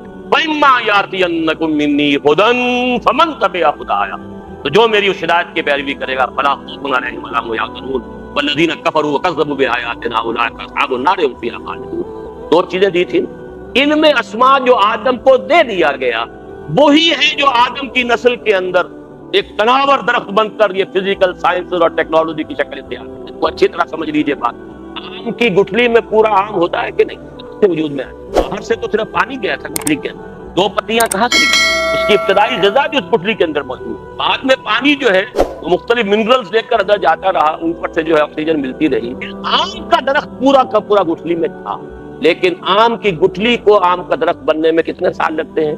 چلیے 10 سال لگے۔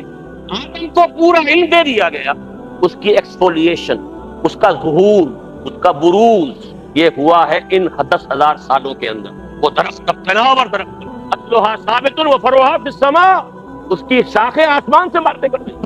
عروج آدم خاکی سے انجم سہمے جاتے ہیں کہ یہ ٹوٹا ہوا تارا مہ کامل، تسخیر کائنات جو انسان کر رہا ہے، یہ پتی اچھے سے کر رہا ہے۔ اسی لیے فرمایا گیا اللہ تعالیٰ نے تمہارے لیے پوری زمین کو جو ہے اور جو کچھ اس کے اندر ہے، نہ صرف زمین بلکہ آسمان، ان سب کو اللہ تعالیٰ نے مسخر کر دیا۔ قرآن مجید میں 2 جگہ یہ مذکور ہے۔ بہرحال ایک طرف یہ علم جو پھیلتا چلا گیا اور ابھی اور آگے جا رہا ہے اور آگے جائے گا۔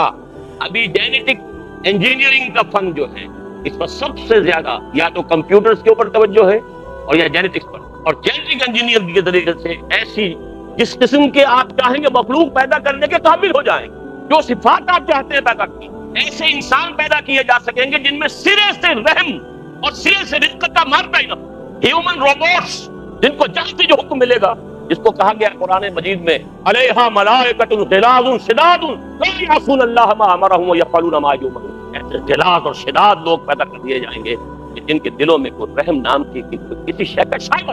دیکھیں اب تو جینس کے ساتھ کھیلنے کا دور آ گیا۔ دیکھیے اب نوٹ کیجئے، یہ علم اگر بڑھتا چلا جاتا جیسا کہ بڑھتا چلا گیا، لیکن ساتھ ہی یہ علم جو آتا رہا اس کی پیروی جاری رہتی تو کوئی خرابی۔ اللہ کا بندہ انسان رہتا، اللہ کے احکام پر کاربند رہتا، ان تمام علمی اکتشافات اور سائنسی ایجادات کو خیر کے لیے استعمال کرا، بھلائی کے لیے استعمال۔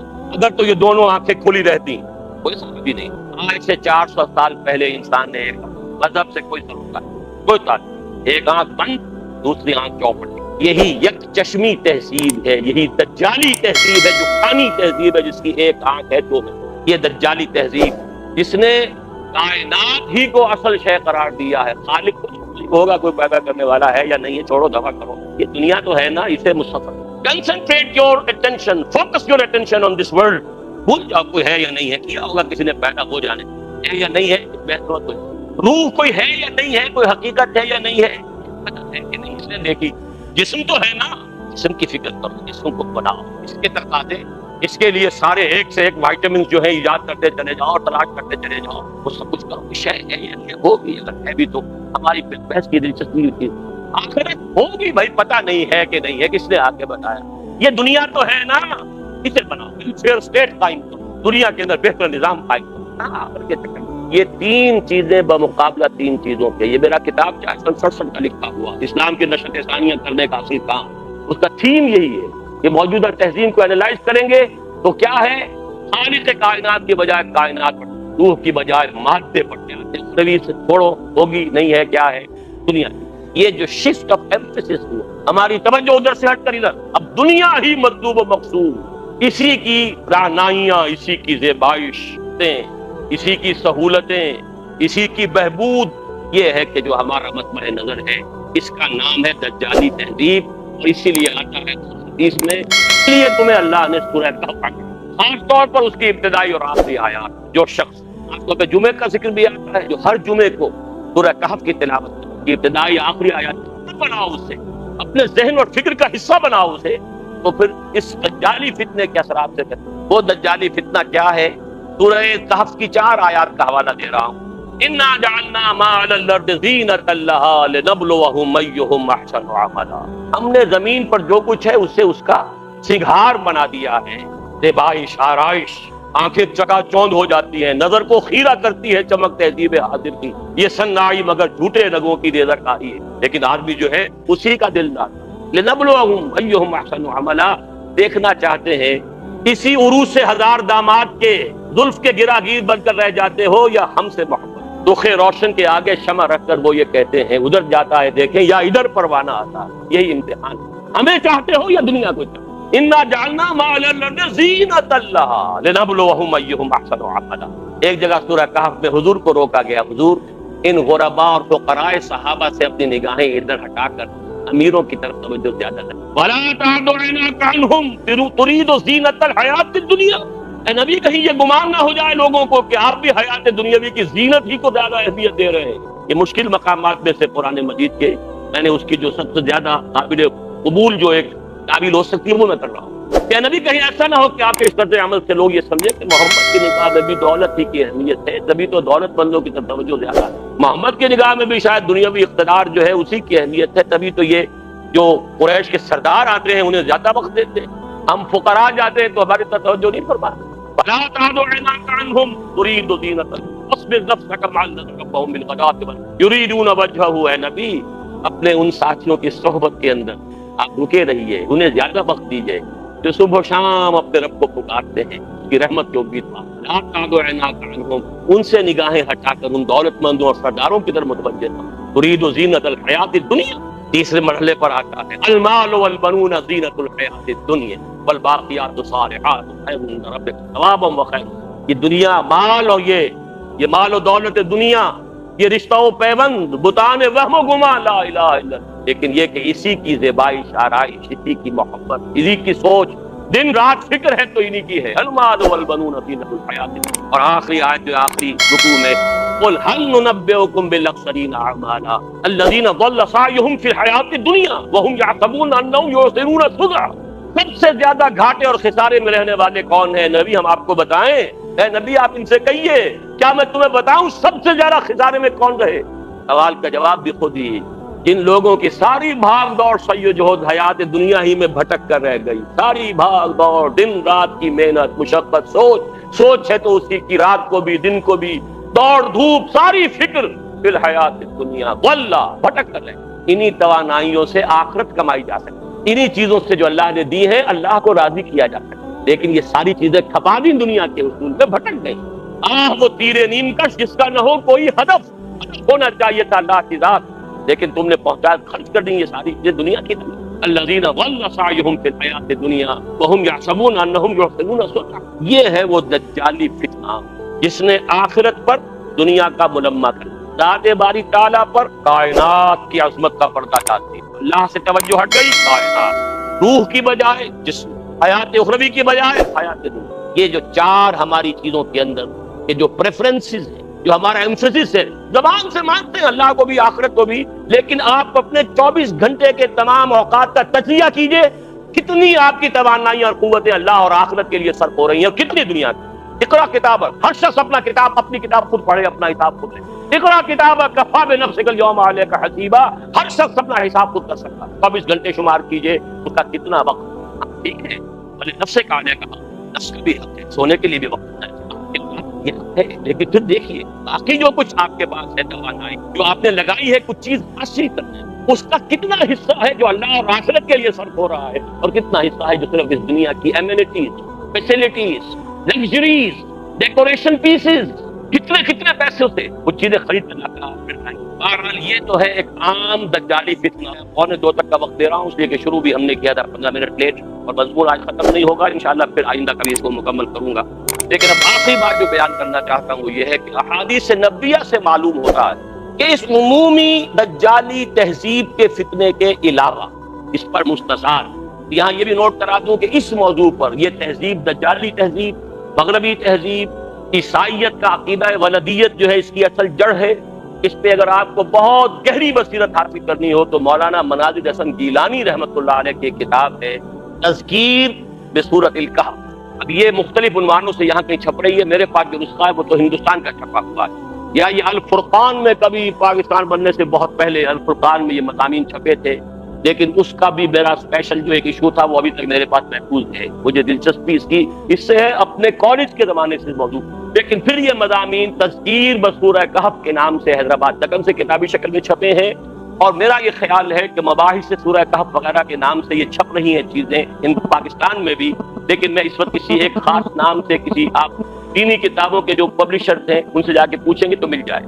لیکن اس کے علاوہ معین شخص ہوگا دجال، یہ معین شخص جو دجال ہوگا اس کے بارے میں بھی ایک تو بالکل متفق علیہ چیزیں ہیں۔ نمبر 1 کہ وہ شخص ہے، قطعی ہے، یقینی ہے، اس کا حلیہ بھی حضور صلی اللہ علیہ وسلم نے احادیث کے اندر بیان کیا۔ دوسری بات یہ کہ اس کے ہاتھ میں قوانین قدرت، گویا کہ تسخیر کائنات گویا کہ نقطہ عروج کو پہنچ چکی ہے، تمام اختیارات الہی تقریباً اس کے ہاتھ میں آ چکے ہیں۔ جو بڑے سے بڑے معجزے اللہ تعالیٰ نے نبیوں کو دیے ہیں وہ معجزے کر کے دکھائے گا، وہ مردہ کو زندہ کرے گا، مردہ لوگوں کی افواہوں کو لے کر آئے گا، ان کی روحوں کو، اگرچہ جھوٹی روحیں ہوں گی، وہ شیاطین جن ہوں گے جو ان کا فیس بدل کر آئیں گے، لیکن یہ کہ وہ لوگوں سے کلام کریں گے۔ یہ اسپرچولیزم جو اپنی انتہا کو پہنچا ہوا ہے یورپ میں اور مغرب میں، یہ در حقیقت اسی کا ایک مظہر ہے۔ وہ کھلے بیابان کو کہے گا جہاں بالکل جنگل جو ہے وہ صحرا تھا وہ لوگ گلزار کر دے گا، جہاں چاہے گا فاصلہ اس کے لیے بے معنی ہو، اس کی سواری وہ ہوگی کہ جس کے دونوں کانوں کے درمیان فاصلہ 80 ہاتھ کا ہو۔ یہ سارے جو آج آپ کی ٹیکنالوجی کی جو انتہا جا رہی ہے اور جدھر جا رہی ہے، اس کو سرکشت، آج سے 100 سال پہلے شاید انسان ان چیزوں کو کوئی سواری ایسی بھی ہو سکتی ہے جس کے دو کانوں کے درمیان کا فاصلہ جو ہے وہ 80 ہاتھ کا ہو۔ آپ کے یہ سارے جیٹس جو ہیں وہ کیا ہیں، ان کے رڈارز جو لگے ہوئے ہیں دونوں کان، اس کا ایک قدم اگر مدینے میں ہوگا تو دوسرا بیت المقدس میں ہوگا، اس کی آواز پوری دنیا میں سنی جا رہی ہے کہ نہیں؟ یہ ساری قدرت، ساری قوتیں، تسخیر کائنات کلیتاً ایک آدمی کو چیر کر 2 ٹکڑے کرے گا، دونوں ٹکڑوں کو علیحدہ کرے گا، اس کے درمیان چلے گا اور پھر ان دونوں کو جوڑے گا اور کھڑا کرے گا۔ احادیث میں سرجری جدھر جا رہی ہے نہیں کہ وہاں تک فریز کر کے تو یہ معاملہ اب ہو سکتا ہے، لیکن یہ کہ ابھی اگلا اور قدم کیا ہوگا، یہ چیزیں تو ہے متفق علیہ۔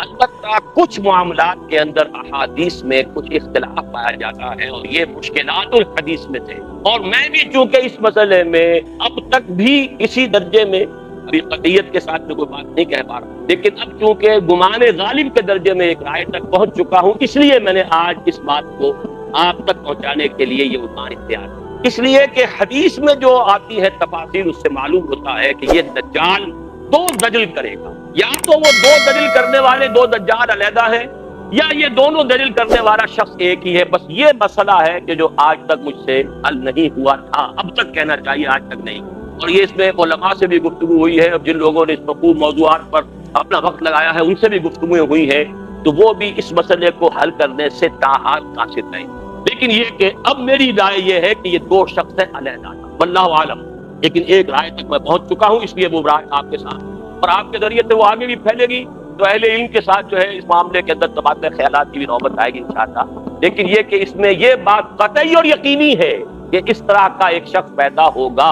البتہ یہ کہ آیا وہ 2 ہوں گے 2 مختلف اوقات میں، یا ایک ہی ہوگا ایک ہی وقت میں، صرف اس میں اختلاف۔ میرے نزدیک وہ 2 ہوں گے، ایک وہ شخص جو جھوٹا مسیح ہونے کا دعویٰ کرتا، المسیح الدجال، جیسے حضور نے فرمایا میری امت میں 30 دجال اٹھیں گے جو نبی کا دعویٰ کریں گے، جن میں سے 5-6 تو حضور کے اپنے زمانے میں اور آپ سے متصل کھڑے ہوئے تھے، بعد میں محمد علی باب ہو، بہاء اللہ ہو، قادیانی اور نہ معلوم کہاں کون اٹھے ہوں گے، واللہ عالم۔ بہرحال ہماری قریب کی تاریخ میں غلام احمد قادیانی اس کی نمایاں ترین مثال۔ اسی طریقے سے ایک شخص مسیح ہونے کا دعویٰ کر کے کھڑا ہوگا، یہودی ہوگا، یہ ہے اصل میں وہ شے، اور اس میں جو ان دونوں شخصیتوں کے مابین اگر کوئی ذرا سا اگر ابہام رہا ہے تو میں ایک حدیث بھی نوٹ کر کے لایا تھا، حضرت عبادہ ابن صامت رضی اللہ تعالی عنہ سے ہے، ان رسول اللہ انی حدثتکم عن الدجال حتی خشیت اللہ تعقلوا، میں نے تمہیں دجال کے بارے میں بہت سی باتیں بتائی ہیں تو مجھے یہ گمان ہوا کہ شاید تم اس سے سمجھ نہ پاؤ۔ یہ اندیشہ خود حضور صلی اللہ علیہ وسلم کو ہوا ہے اور یہ سنن ابی داؤد کی روایت ہے۔ بہرحال میں جو کچھ عرض کر رہا ہوں کہ میں اس رائے تک پہنچاؤں کہ یہ دو علیحدہ شخصیتیں ہیں۔ ایک تو یہ ہے کہ ایک مسیح الدجال کھڑا ہوگا یہ ایک دعویٰ کر کے کہ میں مسیح ہوں، کیونکہ اس کا زمانہ بالکل قریب آ چکا ہے، اس لیے میں آپ کو اس کے بارے میں خبردار ہوں۔ تاریخ میں آج سے 100 سال پہلے تصور تک نہیں کیا جا سکتا تھا کہ یہودیوں کی کوئی ریاست آئے۔ 2000 برس کے بعد ان کی باسی کڑھی میں ابال آئے۔ 1897 میں ایلڈرز آف دی زائن جمع ہوئے، انہوں نے ایک سازش تیار کی۔ پورے 20 برس بعد 1917 میں برٹن کے ذریعے سے اعلان کروا لیا، اعلان بلفور، کہ فلسطین میں یہودیوں کو آباد ہونے کا حق حاصل ہے، وہ وہاں جائیداد خرید سکتے ہیں۔ اور تقریباً 20-21 برس بعد 1948 میں اسرائیل قائم۔ 1967 میں اس اسرائیل نے عربوں کو شکست فاش دے کر اپنی حدود وسیع کی۔ اس وقت سے لے کر اب تک یا اب سے 3 سال پہلے تک کوئی مسلمان ملک، سب سے پہلے صرف غداری کی تھی مصر نے کہ صلح کر لی تھی اور تمام عربوں نے اور مسلمانوں نے بائیکاٹ کیا اس کا، لیکن یہ کہ اب سارا عالم عرب اسرائیل کے سامنے جھک۔ گلف وار کے بعد کسی عرب ملک میں کہیں ریزسٹنس کی کوئی صلاحیت کیوں لگا ہوا ہے اس کو تسلیم کرنے کی، اور وہ خود اب اسرائیل کو تسلیم بھی کر رہے ہیں اور عملاً تو کر چکے۔ اس کے ساتھ تعاون شروع ہو رہا ہے، اس کے ساتھ ٹریڈ شروع ہو رہی ہے، اس کے ساتھ سارے تعلقات شروع ہو رہے ہیں۔ رفتہ رفتہ وہ معاملہ آ گیا کہ عالم عرب اس کے قبضے میں۔ یہ بات میں تفصیل سے بیان کر چکا ہوں اپنی تقریر میں جو پچھلے جمعے کو میں نے کی ہے، جو ہمارا سالانہ اجتماع تھا لاہور میں۔ اب یہودیوں کے اندر ایک اختلاف رائے ہے، تاکہ آپ جو حالات جدھر دنیا جا رہی ہو، یہودیوں میں جو سیکولر ایلیمنٹ ہے زائنسٹ اور ان کا اعلی کار امریکہ، ان کے سامنے اسکیم یہ ہے کہ اب اسرائیل جو ہے اپنی حدیں تو سکیڑ لے، چھوٹا ملک بن جائے، لیکن تمام عرب ممالک اور اسرائیل کو ایک اقتصادی رشتے کے اندر منسلک کر دیا، صحیح اس علاقے کی ایک کامن مارکیٹ بن جائے۔ نتیجہ کیا نکلے گا؟ تیل عربوں کا، مزدور عرب، سرمایہ عربوں کا، ٹیکنالوجی ہماری، مینجمنٹ ہماری، ایڈمنسٹریشن ہماری، لہذا ملائی خود کھائیں گے، کریم خود کھائیں گے، چھاٹ لسی ان کو بھی دیتے ہیں۔ ایک بڑی اسرائیلی ریاست قائم کرنے کا فائدہ کیا ہوگا؟ جسے آپ کہتے ہیں نا بھائی تم نے عام کھانے کے پیڑ گننے ہیں، اگر تم اسرائیلی ریاست بڑی بناؤ گے تو عرب ریزنٹ کریں گے، عربوں میں رد عمل ہوگا، پوری دنیا کا مسلمان بھی چیخے گا، عرب بھی بغاوت کریں گے، وہ بھی تمہیں ماریں گے، تم انہیں مارو گے تو تمہیں بھی تو ماریں گے نا۔ انتفاضہ ہوا یا کچھ ہوا یا پی ایل او نے کیا تو یہ اسرائیلی بھی مرے گے نہیں مرے، یہاں فلسطینی مرے وہاں وہ بھی مرے، کیا فائدہ مرنے سے؟ تو گڑ دے کر مارا جا سکتا اسے خام خواہ زہر دینا۔ ایک اکنامک بلاک بناؤ، تیل ہے، اور یہ عرب ان پڑھ بدو یہ سارے کے سارے ہمارے مزدور ہوں گے، لیبر ہے چیف، پھر یہ کہ سرمایہ ہے ان کے پاس، ہم ہے، ٹیکنالوجی ہے، مینجمنٹ ہے، مینجمنٹ سائنس میں اس وقت دنیا کی سب سے اونچی چوٹی پر پہنچ گئی۔ ایم بی اے کرنا تو کیا کہ اس وقت ہمارے نوجوانوں کی یوں سمجھیے کہ ایک وہ بڑا خواب ہوتا ہے، ایم بی اے امریکہ سے کر رہا ہے تو بس سمجھیے کہ وہ تو عرش کے اوپر پہنچ گیا۔ تو وہ سارا معاملہ ہمارے پاس ہے تو ہم ملائی کھائیں گے، ان کو لسی دیتے رہیں۔ آخر گھوڑے کو ٹانگے میں جوتنے کے لیے کچھ نہ کچھ تو رات کو اس کو دینا ہوگا نا، تبھی تو اگلے روز اسے ٹانگے میں جوتیں گے۔ لیکن جو کٹر یہودی ہے وہ کہتا ہے nothing doing, we have to establish our greater Israel۔ یہ کانفلکٹ ہے جو اس وقت یہودیوں کے مابین، فنڈامنٹلسٹ یہودی جس کی ایک شکل اپنے ذہن میں رکھی ہے، وہ گولڈسٹین جس نے مسجد خلیل میں داخل ہو کر جو ہے وہ کتنے مسلمانوں کو صبح کے وقت جو ہے فجر کی نماز کے وقت ہلاک کیا، شہید کیا۔ داڑھی اس کی آپ کے دن میں ہے، خوبصورت افغان مجاہد معلوم ہوتا ہے۔ یہ ہے یہودی فنڈامنٹل، اور یہ لوگ جو ہیں یہ کہتے ہیں nothing۔ یہ ٹسل ان میں ابھی ہونی جلدی، یہ تصادم ان کے اپنے اندر ہو۔ میں جب گیا تھا جنوری فروری میں اس سال امریکہ، تو ایک بہت بڑا ڈیمونسٹریشن ان کٹر یہودیوں کا نیو یارک میں ہوا تھا اسرائیل کے خلاف، کہ وہاں کہیں کوئی نئی سیٹلمنٹ تھی، کوئی سڑک نکالی جانی تھی، وہاں ایک پرانا قبرستان تھا یہودیوں کا، اس کو وہ منہدم کر رہے تھے، تو اس کے خلاف بڑا زبردست وہ جو وہاں کے مذہبی یہودی ہیں، لمبی لمبی داڑھیوں والے اور لمبی لمبی زلفوں والے، ان کا بہت بڑا جلوس نکلا تھا اور بہت بڑا ڈیمونسٹریشن تھا اسرائیل کے خلاف۔ تو یہ کانفلکٹ ہے، لیکن ایک چیز ان کے مابین متفق علیہ ہے، مسجد اقصی کو گرانا اور تھرڈ ٹیمپل اپنا بلڈ۔ یہ وہ کام ہے کہ جو اب مہینوں شاید یا ہفتوں کے اندر ہی ہو، اس میں اب دیر تھی۔ اسی لیے ساری پیس نیگوشیشن یروشلم کو علیحدہ رکھا، اور یروشلم کے اندر سے اب مسلمانوں کا بھی علاقہ رفتہ رفتہ ختم کیا جا رہا ہے، بلڈوز کیا جا رہا ہے، عیسائیوں کی تعداد بھی رفتہ رفتہ کم ہو رہی ہے، اور اب وہاں آپ نے سن لیا ہوگا کہ امریکن ایمبیسی جو ہے وہ شفٹ ہونے کا فیصلہ ہو چکا ہے۔ ریزنٹمنٹ کہیں اور ہو رہی ہے، ہمارے ہاں کوئی کسی کو ہوش ہی نہیں اس بات کی۔ ہمارے ہاں تو اپنی سیاست جو ہے اور اپنی سیٹیں اور اپنا وہ اس کے دعویٰ، کسی کو کوئی فکر ہی نہیں ہے کیا ہو رہا ہے۔ ہندوستان میں ڈیمونسٹریشن ہو رہے ہیں، پیپسی کولا گو بیک، ہم کہتے ہیں کم کم، ملٹی نیشنل کم، ہم تو بھوکے پڑے ہوئے، ڈالر آئے یہاں پر اور ہمارے یہ کو بندوبست کرے۔ ان میں یہ شعور ہے کہ تو آئے تو ڈالر، جب تو آئے گا تو کیا کیا فساد لے کر آئے گا۔ ہندوؤں میں یہ بات موجود ہے، ساتھ ہمارے اندر کبھی کوئی ڈیمونسٹریشن نہیں ہوا اس ملک کے اندر۔ یہ ملٹی نیشنل جو آ رہی ہے، یہ کتنی بڑی قیامت ہمارے لیے اور کتنی بڑی خباثت ہے کہ جو آ رہی ہے۔ ہم سمجھتے ہیں وہ ڈالر لے آئیں گے، ہماری جو ہے اکنامک حالت۔ بہرحال یہ ہے اصل میں کہ جو اس ملحمۃ العظمیٰ کا اور کتاب الملاحم کے اندر جو خبریں ہیں، جب یہ مسجد گرائی جائے گی، میں نے کل ہی پرسوں ہی پڑھا ہے کتاب کے اندر 1970 میں کتاب چھپی ہے ایک عیسائی پادری کی لکھی ہوئی امریکہ میں، اس نے بن غوریون کا حوالہ دیا جو غالباً پہلا وزیر اعظم تھا اسرائیل کا۔ اس نے کہا، اس سے پوچھا گیا کہ آپ یہ ٹیمپل بلڈ کریں گے؟ بالکل کریں گے، ضرور کریں گے۔ پوچھنے والے نے پوچھا کہ مسجد اقصی کا کیا ہوگا، ڈوم آف دی راک کا کیا ہوگا؟ Any earthquake can come at any time, کسی وقت کوئی زلزلہ آ سکتا ہے، گر جائے گی، کسی وقت کوئی جنونی اندر جائے گا، کوئی بہت بڑا بم جو ہے پاورفل بلاسٹ ہوگا۔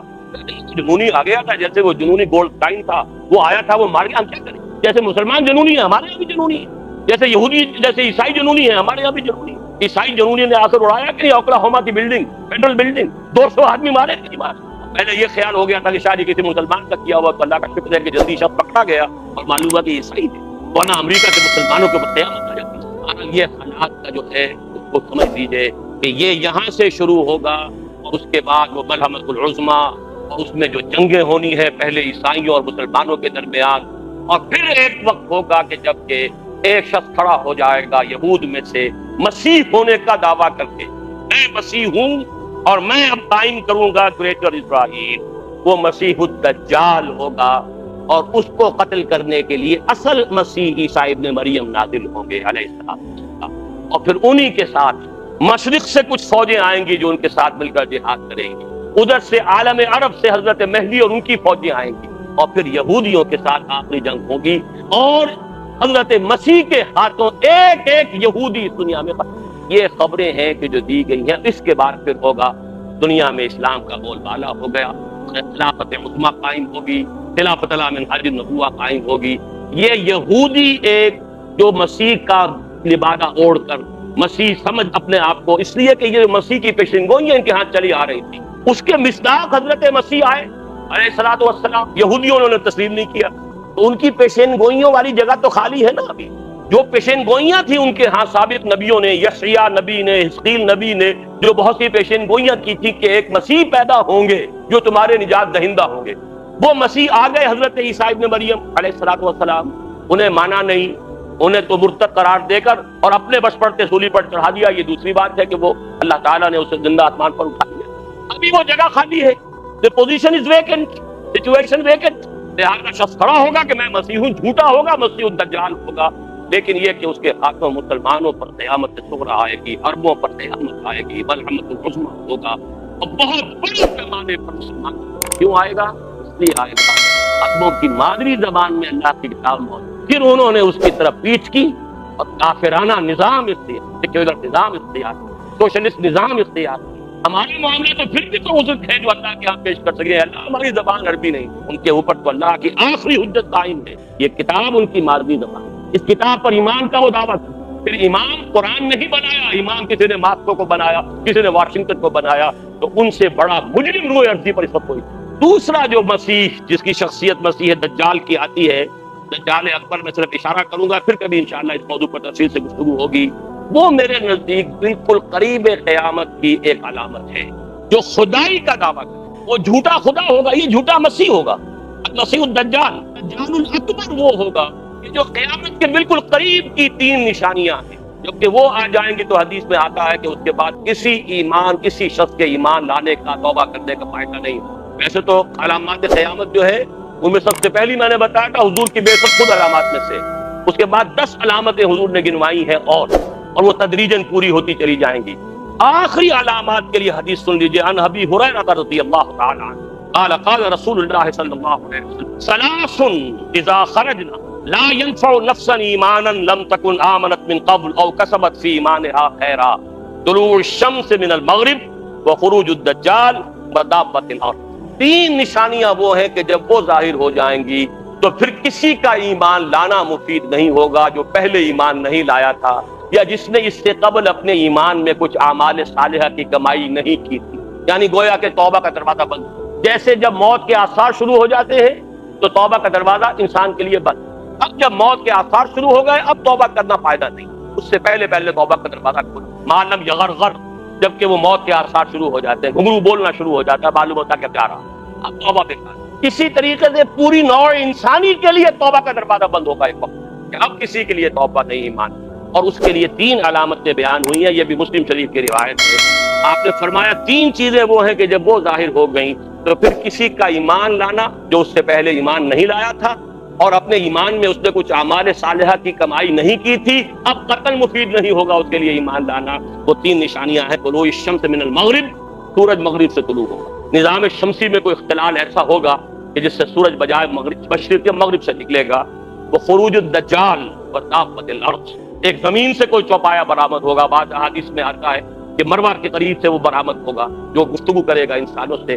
یہ بالکل خرق عادت, یعنی وہ چیزیں کہ جن کا کوئی تعلق اب اسباب جو ہے دنیا کے ان سے کوئی تعلق نہیں ہے, کوئی فزیکل لا سے تعلق نہیں ہے, وہ بالکل معجزے ہوں گے, خرق عادت ہوگا. اور خروج دجال, وہ دجال جو خدائی کا دعویٰ کرے گا. اور حدیث میں آتا ہے کہ بہت کم لوگ ہوں گے کہ جو اس کے سامنے رک سکیں گے. اکثر و بیشتر جو کمزور ایمان والے لوگ ہوں گے وہ اس سے خدا تسلیم کر کے اس کی پرستی شروع کر دیں. میرے نزدیک یہ آخری چھلنی ہوگی جو لگائی جائے گی اہل ایمان کو ایک طرف, اور یہ قیامت کی نشانیوں میں سے آخری نشانیوں میں سے ہے. اس کے بارے میں متعدد احادیث ہیں لیکن اب بہت وقت ہو چکا ہے. میں پھر انشاءاللہ کسی اور وقت پر اس مضمون کو مکمل کروں گا. اللہ تعالیٰ مجھے جیسا کہ حضور صلی اللہ علیہ وسلم دعا کرتے تھے, اللہم انا نعوذ بک من فتنة المسیح الدجال, اللہم انا نعوذ بک من فتنة المسیح الدجال, اللہم اعذنا منہ, اللہم اعذنا منہ, ربنا تقبل منا انك انت السميع العليم وتب علينا انك انت التواب الرحيم برحمتك يا ارحم الراحمين. ذرا مفصل بات ہے ان کی میں پڑھ کر سنا رہا ہوں. انہوں نے تحریر فرمایا کہ اب تک میری نظر سے آپ کی جو تحریریں گزر چکی ہیں ان سے میں نے یہ نتیجہ اخذ کیا ہے کہ تنظیم اسلامی کی جدوجہد تمکن فی الارض کے لیے ہے. اگر میں نے یہ نتیجہ صحیح نکالا ہے تو لامحالہ میرے ذہن میں یہ سوال ابھرنا چاہیے تھا کہ اس مقصد کے حصول سے قبل آپ کے ذہن میں کوئی ایسا نقشہ ہوگا جس کے اوپر آپ مستقبل میں اس اسلامی مملکت کی تعمیر کریں, کیونکہ اس پیش بندی کے بغیر نتیجہ وہ نکلتا ہے جو کہ قیام پاکستان کا نکلا. یعنی پہلے تو ملک ٹوٹا, اس کے بعد جو رہا سا ملک باقی ہے وہ یا تو ختم ہونے کے قریب ہے, یہ آپس میں گفتگو نہ کیجیے, تشریف رکھیے, یا تو وہ بھی ختم ہونے کے قریب ہے, اگر قائم بھی رہا تو اسلامی نظام کا قیام اس میں ناممکن نہیں تو کم از کم ناممکنات کے قریب ضرور ہے. اس کے علاوہ افغانستان کے جہاد کا اگر جائزہ لیا جائے تو بھی معلوم ہوتا ہے کہ اگرچہ اس جہاد کی باغ ڈور یا تو علماء کے ہاتھ میں تھی یا کم از کم ان لوگوں کے ہاتھ میں تھی جو دین کو ہم پاکستانیوں سے بہتر سمجھتے ہیں اور اس پر عمل بھی ہم سے بہتر کر سکتے ہیں, مگر چونکہ ان کے پاس مستقبل کے اسلامی افغان ریاست کے بلو پرنٹ نہیں تھا, اس لیے وہی جہاد حصول اقتدار کی جنگ میں تبدیل ہو گیا.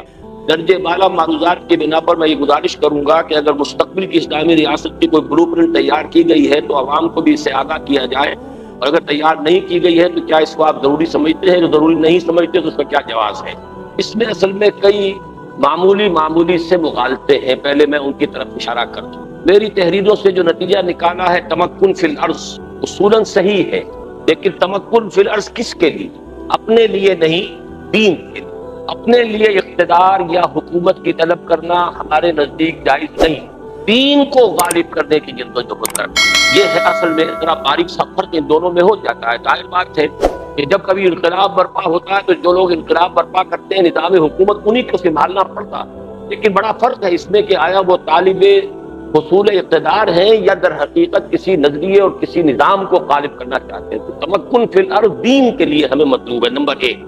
دوسری بات یہ ہے کہ جہاں تک ایک بلو پرنٹ کا تعلق ہے, میں یہ سمجھتا ہوں کہ اس میں قطعاً کوئی کمی نہیں ہے. پاکستان میں اسلام کا نہ آنا اس وجہ سے نہیں ہے کہ بلو پرنٹ نہیں تھا, پہلا قدم صحیح اٹھا, قرارداد مقاصد پاس, پھر تمام فرقوں کے علماء نے 22 اصول متفق علیہ دے دیے دستور کے. یہ معجزہ تھا جو ہوا ہے 50 میں، 49 میں قرارداد مقاصد کا پاس ہونا بھی معجزہ۔ 20ویں صدی عیسوی کے وسط میں 10 کروڑ لوگوں کی نمائندہ اسمبلی نے اعلان کیا کہ اللہ حاکم ہے، ہم حاکم نہیں، sovereignty belongs to him not to us۔ ہمارے پاس جو اختیارات ہیں they are a sacred trust which will be used within the limits prescribed by the real sovereign۔ اس سے بڑی بات کوئی ہو سکتی ہے؟ اگلے سال دوسرا معجزہ ہو گیا، شیعہ سنی اہل حدیث دیوبندی بریلوی جماعت اسلامی 6 کے 6 کی ٹوٹل لیڈرشپ ٹاپ کی، اس نے 22 اصول دستور کے ذریعے کے دستور بنا دیا۔ نیت نہیں تھی اصل میں، جو ہمارا پرسنل اقتدار طبقہ تھا اس کی نیت نہیں، یہ انگریز کے تربیت دادا تھے، انہی کی ذہنیتیں تھیں، ان کی انہی کی سوچ تھی، انہی کی تہذیب میں غرق تھے، انہی کی سی شکل و صورتیں تھیں، انہی کے سے شب و روز تھے، لہذا نیت نہیں تھی۔ ورنہ یہ نہیں کہ بلو پرنٹ نہیں ہے، اسلامی ریاست کے اوپر اس کے دستور پر ضخیم کتابیں موجود۔ میں خود ابھی 2 گھنٹے کی تقریر کر کے آیا ہوں لاہور میں، اسلامی ریاست کیا ہے آج کے زمانے میں، خلافت علی منہاج النبوہ کا سیاسی نظام کیا ہوگا۔ وہ میں کرنل صاحب سے عرض کروں گا کہ ضرور میری وہ تقریر جو ہے 2 گھنٹے کی سن لیں اس پر۔ افغانستان میں بھی اسلام کا نہ آنے کا سبب یہ نہیں ہے کہ بلو پرنٹ نہیں تھا، سب سے بڑا سبب یہ کہ اتحاد نہیں تھا، گروپ تھے، آپس میں لڑ رہے تھے، اس وقت بھی لڑ رہے تھے۔ اصل شے تو یہ ہے کہ خاص طور پر جب قتال کا مرحلہ آتا ہے، ایک امیر سے بیعت اگر نہیں ہوگی تو کبھی خیر برآمد نہیں ہوگا، شر برآمد ہوگا۔ اگر کشمیر میں بھی کامیابی ہو گئی، اب وہ اس سے بھی وہی شر برآمد ہوگا، وہی مختلف گروپ ہے آپس میں لڑیں گے۔ اگر بھارت وہاں سے چلا بھی جاتا ہے تو یہ سب آپس میں لڑیں گے، جس طریقے سے کہ روس کو گئے ہوئے 6 سال ہو گئے، اب جو لڑ رہے ہیں تو کس سے لڑ رہے ہیں؟ آپس میں جنگ اختلاف۔ یہ نہیں ہے کہ خاک کا نہیں ہے، اصل میں تو فساد نفسوں کا ہے، اپنے لیے اقتدار، اپنی لیڈرشپ، اپنی چودراہٹ، اپنی قیادت، یہ ہے کہ جو آڑے آ رہی ہے پاکستان میں بھی، اور یہی آڑے رہی ہے پاکستان۔ یہ ہے میری گزارش اس بندے۔ باقی اسلامی دستور پر تو میں سمجھتا ہوں، اور جہاں تک اس کا خاکے کا تعلق ہے، اتنا کام ہو چکا ہے کہ اب مزید کی ضرورت ہی نہیں۔ سیدھی سی بات یہ ہے، میں آپ سے عرض کر دوں، ایک مرحلہ ہم طے کر چکے ہیں، ایک اور طے ہو جائے، وہ جس کی کہ خوشخبری دی تھی کبھی نواز شریف نے کہ ہم یہ نفاذ شریعت ایکٹ تو ابھی نافذ کر رہے ہیں، اگرچہ اس دودھ میں بھی مینگنیاں موجود تھیں کہ سود جاری رہے گا، وہ دودھ بھی خالص نہیں تھا، بکری نے دودھ دیا، مینگنیاں بھی ڈال دی، خود وہ ایکٹ جو ہے وہ خالص نہیں تھا، لیکن توقع یہ تھی، کہا تھا کہ اس کے بعد دستور کی امینڈمنٹ آ جائے گی جس میں کہ کتاب و سنت کی ٹوٹل بالادستی آ جائے گی، وہ نہیں آئی آج تک۔ کڑوی گولی یہ ہے، ہماری دستوریہ یہ پاس کرے، اسمبلی پاس کرے کہ یہاں پہ تمام معاملات کے اوپر شریعت جو ہے وہ غالب رہے گی، یہ طے کر دیجئے اور سپریم کورٹ کو اختیار دے دیجئے، دی بال ول سٹارٹ رولنگ، خود بخود معاملہ چلنا شروع ہو جائے۔ ایک دن میں نہیں ہوگا، رفتہ رفتہ ہوگا، معاملات طے ہوتے چلے جائیں گے انشاءاللہ۔ اس میں میرا یہ خیال ہے کہ بس اسی پر اکتفا میں کروں گا اس وقت۔ دوسری بات آپ نے فرمائی ہے کہ اسلامی انقلاب کے 6 سٹیجز کی بہترین تشریح کے بعد جب ان مراحل کا انطباق موجودہ حالات پر کیا گیا ہے تو آخری سٹیج یعنی آرم کنفلکٹ کے بارے میں کچھ بات پورا مکمل نہیں کر سکتے آپ۔ کیا یہ بہتر نہ ہوگا کہ حصول مقصد کے لیے 3 pronged اٹیک کیا جائے، یعنی مظاہرے، ووٹ اور آرمڈ کانفلکٹ، اور جو بھی کامیاب ہو جائے اسے ایکسپلائٹ کیا جائے؟ اصل میں یہ ہے کہ میرا جو موقف ہے وہ سمجھ لیجئے، 6 مراحل میں سے 5 مراحل میں تو کرنل صاحب نے کہا کہ مجھے پورا اتفاق ہے، بلکہ حضور کی سیرت کا جو تجزیہ میں نے کیا اس میں 6ٹھے سے بھی اتفاق ہے، اس میں تو کوئی اختلاف ہے ہی نہیں۔ 6ٹھے مرحلے کو آج کے حالات میں ہم کیسے منطبق کریں گے، یہ ہے اصل مسئلہ۔ اس میں میری رائے یہ ہے، نمبر 1، شاید وہ بات واضح نہیں ہو سکی، کہ قتال جو ہے وہ بھی جائز ہے، حرام نہیں ہے۔ فاسق و فاجر مسلمان حکمرانوں کے خلاف اگر وہ دین کو نافذ کرنے سے انکار کریں تو مسلح بغاوت بھی جائز ہے، اور یہ امام ابو حنیفہ کا موقف ہے اور میں اسے صحیح سمجھتا ہوں، لیکن اس کے لیے شرط بہت کڑی ہے جو امام صاحب نے لگائی ہے، اور وہ یہ کہ اتنی طاقت فراہم ہو جائے کہ کامیابی یقینی ہو جائے۔ یہ شرط ہے، یہ اگر پوری ہو جائے تو قتال کی بھی اجازت ہے۔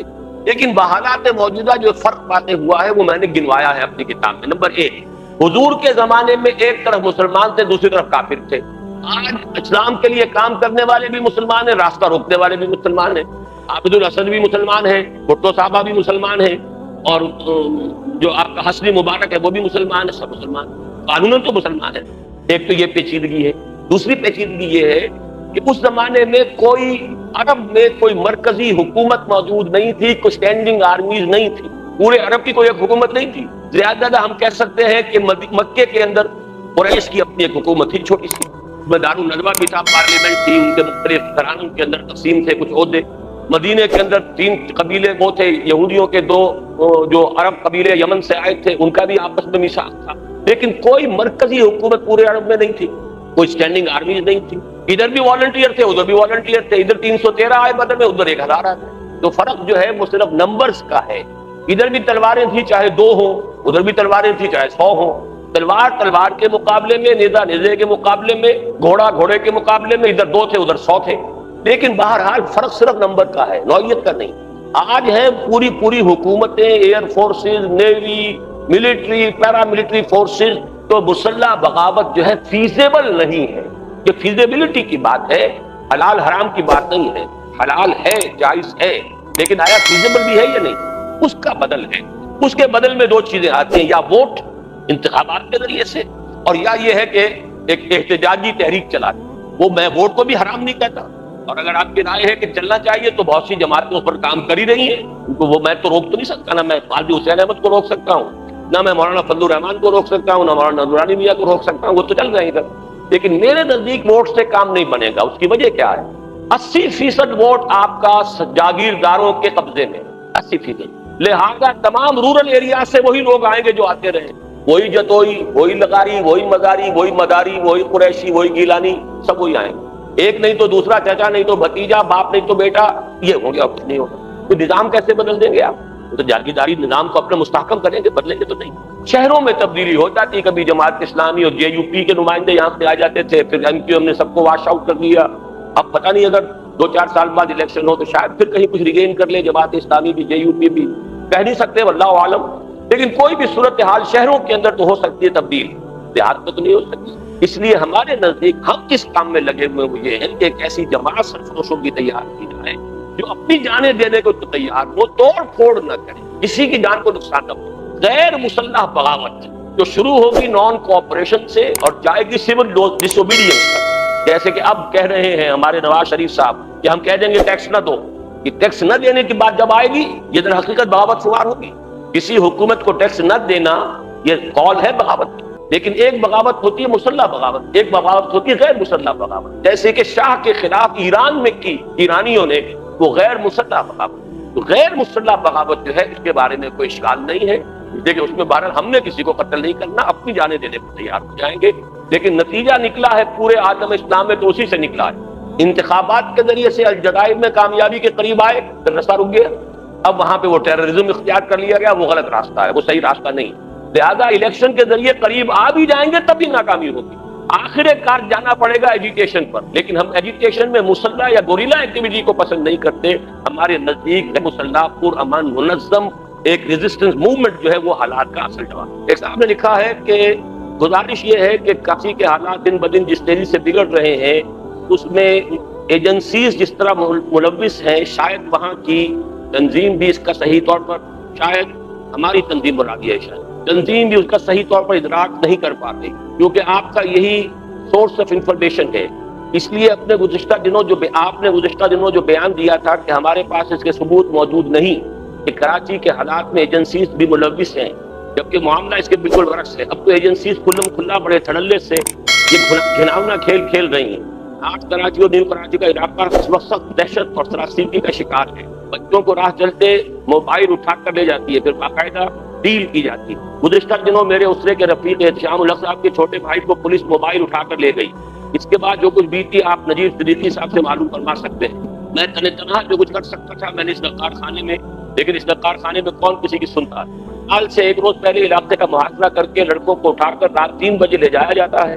میرا اور نجیب صدیقی صاحب ایسے ملاقات کرنا چاہتے، آپ سے ملاقات کرنا چاہتے تھے، لیکن آپ کی مصروفیت کے باعث ایسا نہ ہو سکا۔ یہ جب ہمارا اجتماع ہوا تھا سالانہ لاہور، میری ذاتی رائے ہے کہ دوسری جماعتوں کی طرح تنظیم بھی کراچی میں لیگل ایڈ کمیٹی قائم کر دے۔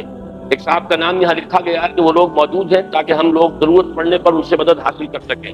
کراچی میں اونچی سطح پر تعلقات کے بغیر کوئی کام نہیں ہو سکتا۔ دوسرے کی یہ کہ اس معاملے میں مزید تحقیق فرمائیں اور ایجنسیز کے ملوث نہ ہونے کا جو بیان دیا تھا اس پر نظر ثانی فرما کر وضاحت فرمائیں، کیونکہ آپ کے اس بیان سے کراچی میں آپ کے خلاف ایک رد عمل پایا جاتا ہے۔ میرا یہ خیال ہے کہ میری اس بات کو ہمارے قریبی ساتھیوں نے بھی شاید صحیح نہیں سمجھا یا صحیح یاد نہیں رکھا۔ میں نے صرف ایک واقعے کے بارے میں نفی کی تھی، لیاقت آباد میں جو کسی ایک دفتر کے اوپر جو حملہ ہوا تھا اور وہاں پہ کئی سرکاری افسروں کو جو قتل کیا گیا تھا جس طریقے سے، اس واقعے کے بارے میں نے کہا تھا کہ میں یہ تسلیم نہیں کر سکتا کہ یہ کوئی ہماری سرکاری ایجنسیز وہ کوئی بھی ہو وہ اس میں ملوث ہو سکتی، میں یہ ماننے کو تیار نہیں، نہ اس وقت تیار تھا نہ اب تیار۔ لیکن یہ کہ یہ میں نے کبھی نہیں کہا کہ ایجنسی سرے سے ملوث نہیں ہے، لیکن یہ کہ اس وقت جو صورتحال ہو رہی ہے جو انہوں نے بیان کی ہے وہ تو اندھے کو بھی نظر آتی ہے۔ اصل میں یہ معاملہ جو ہے بالکل نیچرل ہے، جب کبھی سول معاملات میں آ کر فوج یا پیراملٹری کے جو بھی لوگ ہیں دخل دیں گے تو یہی کچھ ہوگا۔ ظاہر بات ہے ماتھے پہ لکھا ہوا نہیں ہے کہ کون دہشت گرد ہے، کون یہاں پر ایم کیو ایم کا ہے، کون حقیقی کا ہے، کون نقلی کا ہے، کون اصلی کا ہے۔ اب وہ تو جب گرفتار کرنے آئیں گے تو علاقے کا محاصرہ کریں گے، گھر گھر چھاپا ماریں گے، گھر گھر سے نکالیں گے، انہی میں سے چھانٹی کرنی ہے۔ کوئی ان کے پاس مخبر ہوتے ہیں کہ وہ ان کو پھر پن پوائنٹ کر سکیں، وہ حقیقی والوں سے وہ نقلی والوں کو آئیڈینٹیفائی کرا لیتے ہیں، نقلی والوں سے حقیقی والوں کو کرا لیں گے، وہ تو ان کا کام ہے، یہ دھندا یہ ہے۔ لیکن اس کے اندر چونکہ ہمارے جو لوگ ہیں آخر جیسے ہمارے سویلین کرپٹ ہیں، تو کیا یہ لوگ جو ہیں وہ کوئی فرشتے ہیں؟ کسی گھر میں داخل ہوں گے تو کوئی قیمتی چیز نہ اٹھا لینا، آخر کیا کون سی بڑی بات ہے؟ یا یہ کہ جو کوئی شخص جو آ گئے ہیں، جو نوجوان پکڑ لیے گئے ہیں، تو نوجوانوں کو جب چھوڑنا ہے تو چھوڑنا تو ہے ہی، کوئی 1000-2000 روپیہ بھی اگر مل جائے تو کسی کو برا لگتا ہے آتا ہوا۔ یہ دھندا ہے جو اس وقت ہو رہا ہے، جس کی وجہ سے کہ شدید نفرت عوام کے اندر پیدا ہو رہی ہے۔ لیکن یہ میں سمجھتا ہوں یہ ایبسولوٹلی نیچرل، جہاں کہیں بھی ہوگا یہ ہوگا۔ فرشتے نہیں ہیں، وہ بھی انسان ہیں، اور ہمارے جو سول جس طریقے سے زندگی کرپٹ ہے ان کے اندر سارے کے سارے جو آثار ہیں رشوت کے اور جھوٹ کے اور دھوکے کے اور فریب کے، تو وہ بھی آخر ہم ہی میں سے ہیں، ہمارے بھائی بندے ہیں، ان کے منہ کو کیوں نہیں لگے گی؟ اصل مسئلہ تو یہ ہے کہ اس کا ایک کوئی سیاسی حل نکالا جائے۔ وہ تو میں ان سے مل کر آیا ہوں الطاف حسین صاحب سے، وہ بھی کھل کر بات کرنے کو تیار نہیں، اور وہی بات جو انہوں نے لکھی ہے کہ نقار خانے میں طوطی کی سزا کون سنتا ہے۔ میں تو سن 91 سے کہہ رہا ہوں کہ خدا کے لیے پاکستان میں چھوٹے صوبے بناؤ، چھوٹے صوبے بنانے سے، اور وہ پنجاب کے 5 بناؤ، سندھ کے 3 بناؤ، بلوچستان کے 2 بناؤ، 1 کروڑ کے لگ بھگ کا ایک صوبہ بناؤ، اس میں انتظامی جغرافیائی حدود کو بھی سامنے رکھو اور لسانی اور نسلی یونٹس کو بھی پیش نظر رکھو، کوئی حرج نہیں۔ زبان ہر ایک برابر ہے سوائے عربی زبان کے، سندھی زبان ہو، اردو زبان ہو، پنجابی زبان ہو، پشتو زبان ہو، سب زبانیں برابر ہیں۔ ہمارے لیے مقدس زبان اگر ہے صرف عربی ہے، وہ عربی جو ہے اس کو ہم نے اس کو جو بنایا نہیں، اپنی قومی زبان اگر بنا لیا ہوتا سرکاری زبان تو ہمارے بہت سے مسئلے حل ہو گئے ہوتے۔ بہرحال اصل مسئلہ یہ ہے کہ ہم تو اس اصل حل کی طرف لوگوں کو دعوت دیتے رہیں گے۔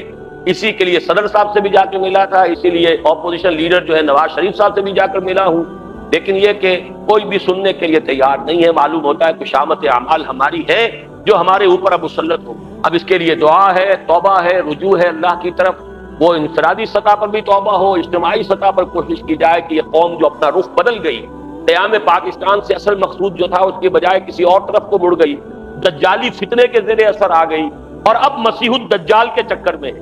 آنے والا مسیح الدجال جو ہے وہ coming events cast their shadows before, اس کے بہت سے شیڈوز ہیں جو ہمارے اوپر پڑتے ہیں، کبھی کوئی چلا آ رہا ہے، کبھی کوئی چلا آ رہا ہے، کبھی رابن رافیل چلی آ رہی ہے، کبھی کوئی اور ان کا جو ہے کمانڈر ان چیف چلا آ رہا ہے، کبھی ہور صاحب چلے آ رہے ہیں، کبھی فور صاحب چلے آ رہے ہیں۔ یہ سارا جو ہو رہی ہے چلا پھر کس لیے ہو رہی ہے؟ اس پورے علاقے کو وہ بنانا چاہتے ہیں اصل میں، ایک تو یہ کہ نیوٹرلائز کرنا ہے کہ یہاں فنڈامنٹلسٹ ہیں، چاہے حکومت میں نہیں ہے، ہماری مذہبی جماعتوں کے آپس کے تفرقے کی وجہ سے اور غلط حکمت عملی کی وجہ سے حکومت پر فنڈامنٹلسٹ کا کوئی اثر نہیں، دھیلے کا اثر نہیں۔ یہاں تو یا بے نظیر ہے، اور یا بھٹو جو نواز شریف صاحب تھے وہ بھی انہوں نے صاف کہہ دیا تھا، ہاتھ اٹھا دیے تھے، میں فنڈامنٹلسٹ نہیں ہوں۔ لیکن یہ کہ لوگوں میں فنڈامنٹلزم ہے، اس کو وہ جانتے ہیں۔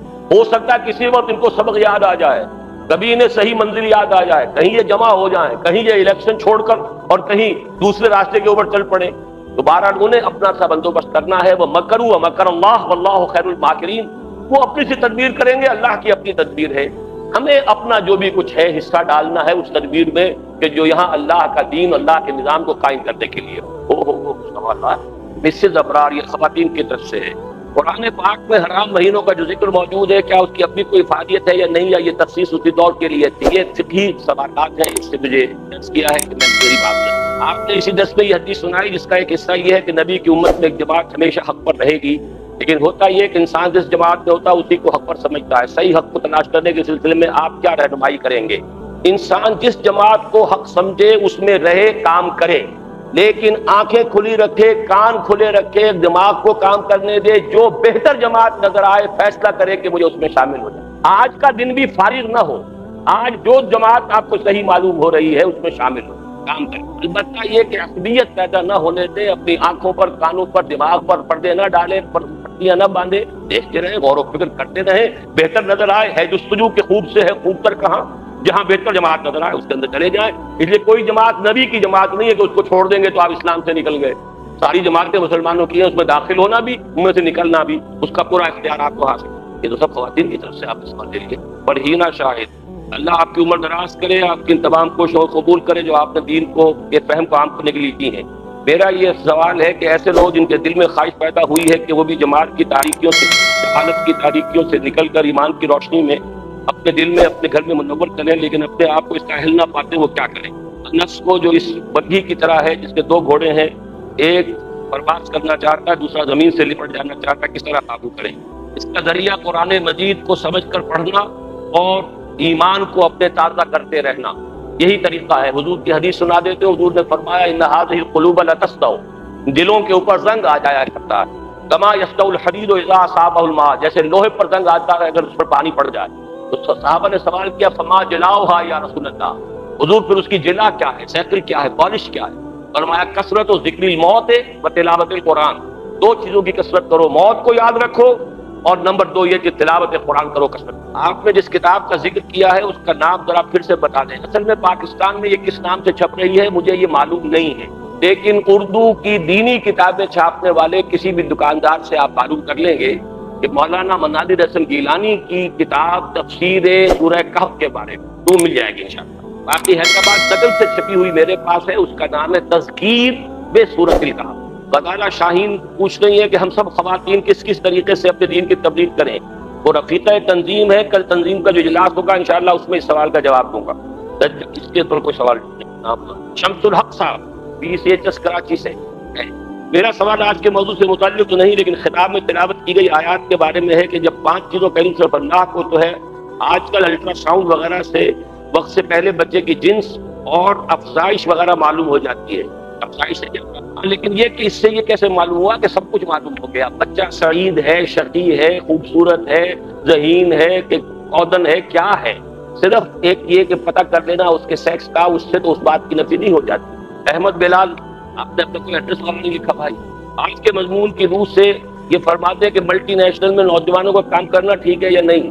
وہ ملٹی نیشنل سے پہلے یہاں پہ بینکوں کے اندر نہ معلوم کتنے لوگ ملازم ہیں، وہ سب انہی کے اڈے ہیں، لیکن یہ کہ بہرحال اس میں اب جو بھی کام وام انسان کرتا ہے مجبوری کو، دوسری بات ہے اصل میں تو قومی سطح پر ہمارے اندر ایک ریزسٹنس پیدا ہونی چاہیے کہ یہ جو ملٹی نیشنل آ کر ہماری معیشت کو اب قابو میں لا رہی ہیں، ان یہ در حقیقت ایک عذاب الہی ہے، یہ ہمارے لیے بہتر نہیں۔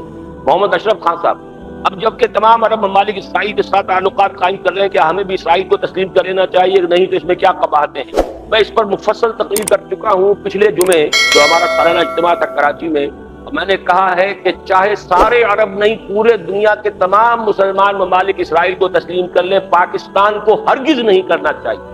اس کی وجہ یہ ہے کہ میرے نزدیک اسرائیل کے فتنے کے استحصال کے لیے اللہ نے پاکستان بنایا ہے، یہ کوئی انسیڈنس نہیں ہے کہ 1948 میں وہ قائم ہوا تو 1947 میں یہ قائم ہوا۔ ان دونوں ملکوں کا آنا، پوری دنیا کہتی ہے کہ مذہب کے نام پر دو ملک دنیا میں قائم ہوئے ہیں، ایک اسرائیل اور ایک پاکستان، یہ دونوں مشابہتیں موجود ہیں، تو اصل میں توڑ اس کا جو ہے وہ یہیں سے ہوگا انشاءاللہ۔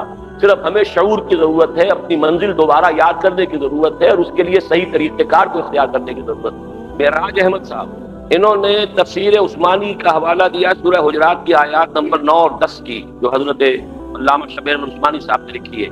اس کی روح سے فرما رہے ہیں کہ کیا ہماری دینی جماعتوں کے لیے ابھی وہ وقت نہیں آیا ہے کہ وہ سب مل کر اس آیت کی روشنی میں کراچی مسئلے کو حل کرنے کی کوشش کریں؟ کیا اس کے لیے اس وقت ایک مؤثر ترین پریشر گروپ کی ضرورت نہیں؟ اگر ہے تو اس سلسلے میں جو اب تک کوششیں کی گئی ہیں تو متعلق آگاہ فرمائیں۔ مسئلہ اصل میں یہ ہے کہ کراچی میں فریق کون ہے یہی پتہ نہیں، جو دہشت گردی ہو رہی ہے اسے MQM تو اون نہیں کر رہی، تو بات کس سے کریں گے؟ باقی جہاں تک یہ ہے کہ یہاں پر بہرحال یہاں کے کچھ لوگوں کے ایک مسلمہ قائد کی حیثیت اس کو حاصل ہے، الطاف حسین، میں تو اسی لیے اس کے پاس بھی ملنے کے لیے گیا، اس کو میں نے بات سمجھائی، خدا کے لیے کلیئر بات کرو۔ میں نے 3 نقطے اس سے کہے کہ ایک تو یہ کہ اسلام کے حوالے سے بات کرو، یہ پاکستان کی اصل منزل، یہ سارے سمپٹمز ہیں، اصل مرض ہمارا کیا ہے، کیوں یہ قوم قومیتوں میں بٹ گئی، کیوں ناانصافیاں ہو گئی، کیوں یہ سارے فسادات ہوئے ہیں، یہ تو وہ نفاق باہمی ہے جو ہم پر سزا کے طور پر اللہ نے مسلط کی ہے کہ ہم نے اللہ سے وعدہ کیا تھا پاکستان کا مطلب کیا، لا الہ الا اللہ، ہم اس وعدے سے پھر گئے۔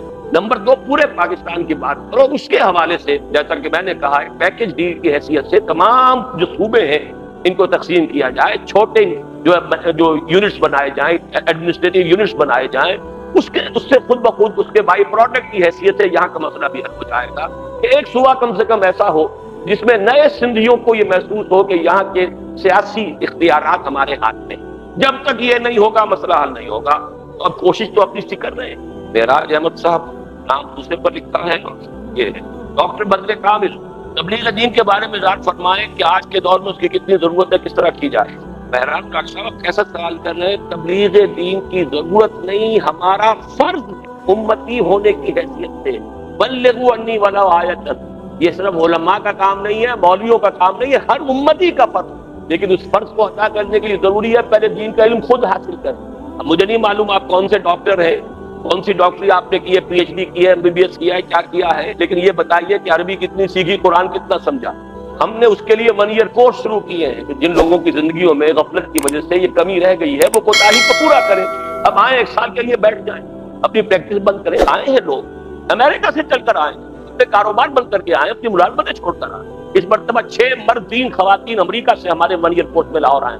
اب یہ کام کرنے کے لیے تو یہ وقت لگانا پڑے گا۔ دین کی تبلیغ تو ضروری نہیں، فرض ہے، فرض عین ہے، ورنہ پوری دنیا ہمارے خلاف اللہ کی عدالت میں استغاثہ دائر کرے گی۔ اے اللہ تیرے دین کے ٹھیکیدار یہ بنے پھرتے تھے اور یہ خزانے کے سانپ بن کر بیٹھے رہے ہیں، نہ انہوں نے اس ہدایت سے خود فائدہ اٹھایا نہ ہمیں اٹھانے۔ نیم نون اقبال صاحب، جیسا کہ آپ کے علم میں ہے، فری میسنری، ایلومینائٹس، زائنسٹ، آن زندگی اس طرح کی دوسری کتابوں، تو کیوں آپ ان کتابوں کا ترجمہ یا ان کی سرگرمیوں وغیرہ کی اشاعت و تشہیر وغیرہ کا انتظام نہیں فرماتے، جبکہ آپ کے پاس مسائل ہیں؟ اور کیوں روٹری کلب اور لائن کلب وغیرہ کی سرگرمیوں کے بارے میں آگاہ نہیں کرتے تاکہ یہود و ہنود کا اصل چہرہ سامنے آ سکے؟ دیکھیے ان کتابوں کی اشاعت اور بہت ضخیم کتابیں ہیں، نہ تو میرے پاس اتنے وسائل ہیں، آپ کو مغالطہ ہے کچھ شاید، میں اس کو اس مثبت کام میں لگا رہا ہوں، یہ جو قرآن مجید کا پھیلانا اور اصل دعوت ہے۔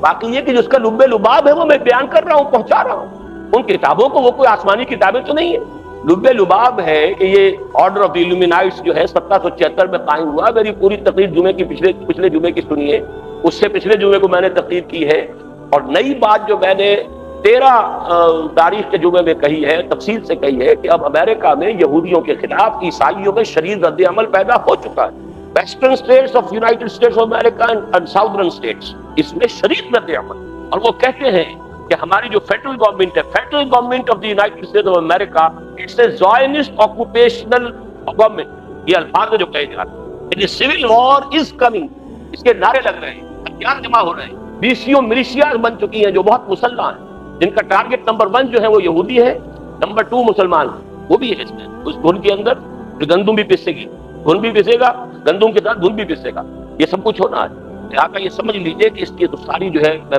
اطلاعات لوگوں کو دے رہا ہوں، اس میں کوئی کمی میری طرف سے نہیں، یہ کچھ پڑھنے میں نہیں آ رہا۔ شاملات میں سے احمد تو ہے، منظور احمد ہے، کیا ہے اس کو جنابی منظور ہے؟ آپ کا درس تو بہت مدلل تھا، لیکن میرے ذہن میں ایک سوال ہے، اس کا جواب دے کے ممنون فرمائیں۔ جو 3 نشانیاں آپ نے فرمائی ہے وہ سب کی سب ایک دم وقوع پذیر ہوں گی یا وقفے ساتھ؟ یہ آخری بات تھی، میں نے اس کو نہیں بلکہ میں نے سمیٹ لیا تھا کہ پھر کسی موقع پر ایک دوسری حدیث بھی میں نوٹ کر کے لایا تھا، اس سے یہ معلوم ہوتا ہے کہ دجال کا ظہور پہلے ہوگا اور اس کے بعد کی 2 نشانیاں دابۃ الارض کا خروج اور سورج کا مغرب سے نکلنا، یہ آخری ہوں گی۔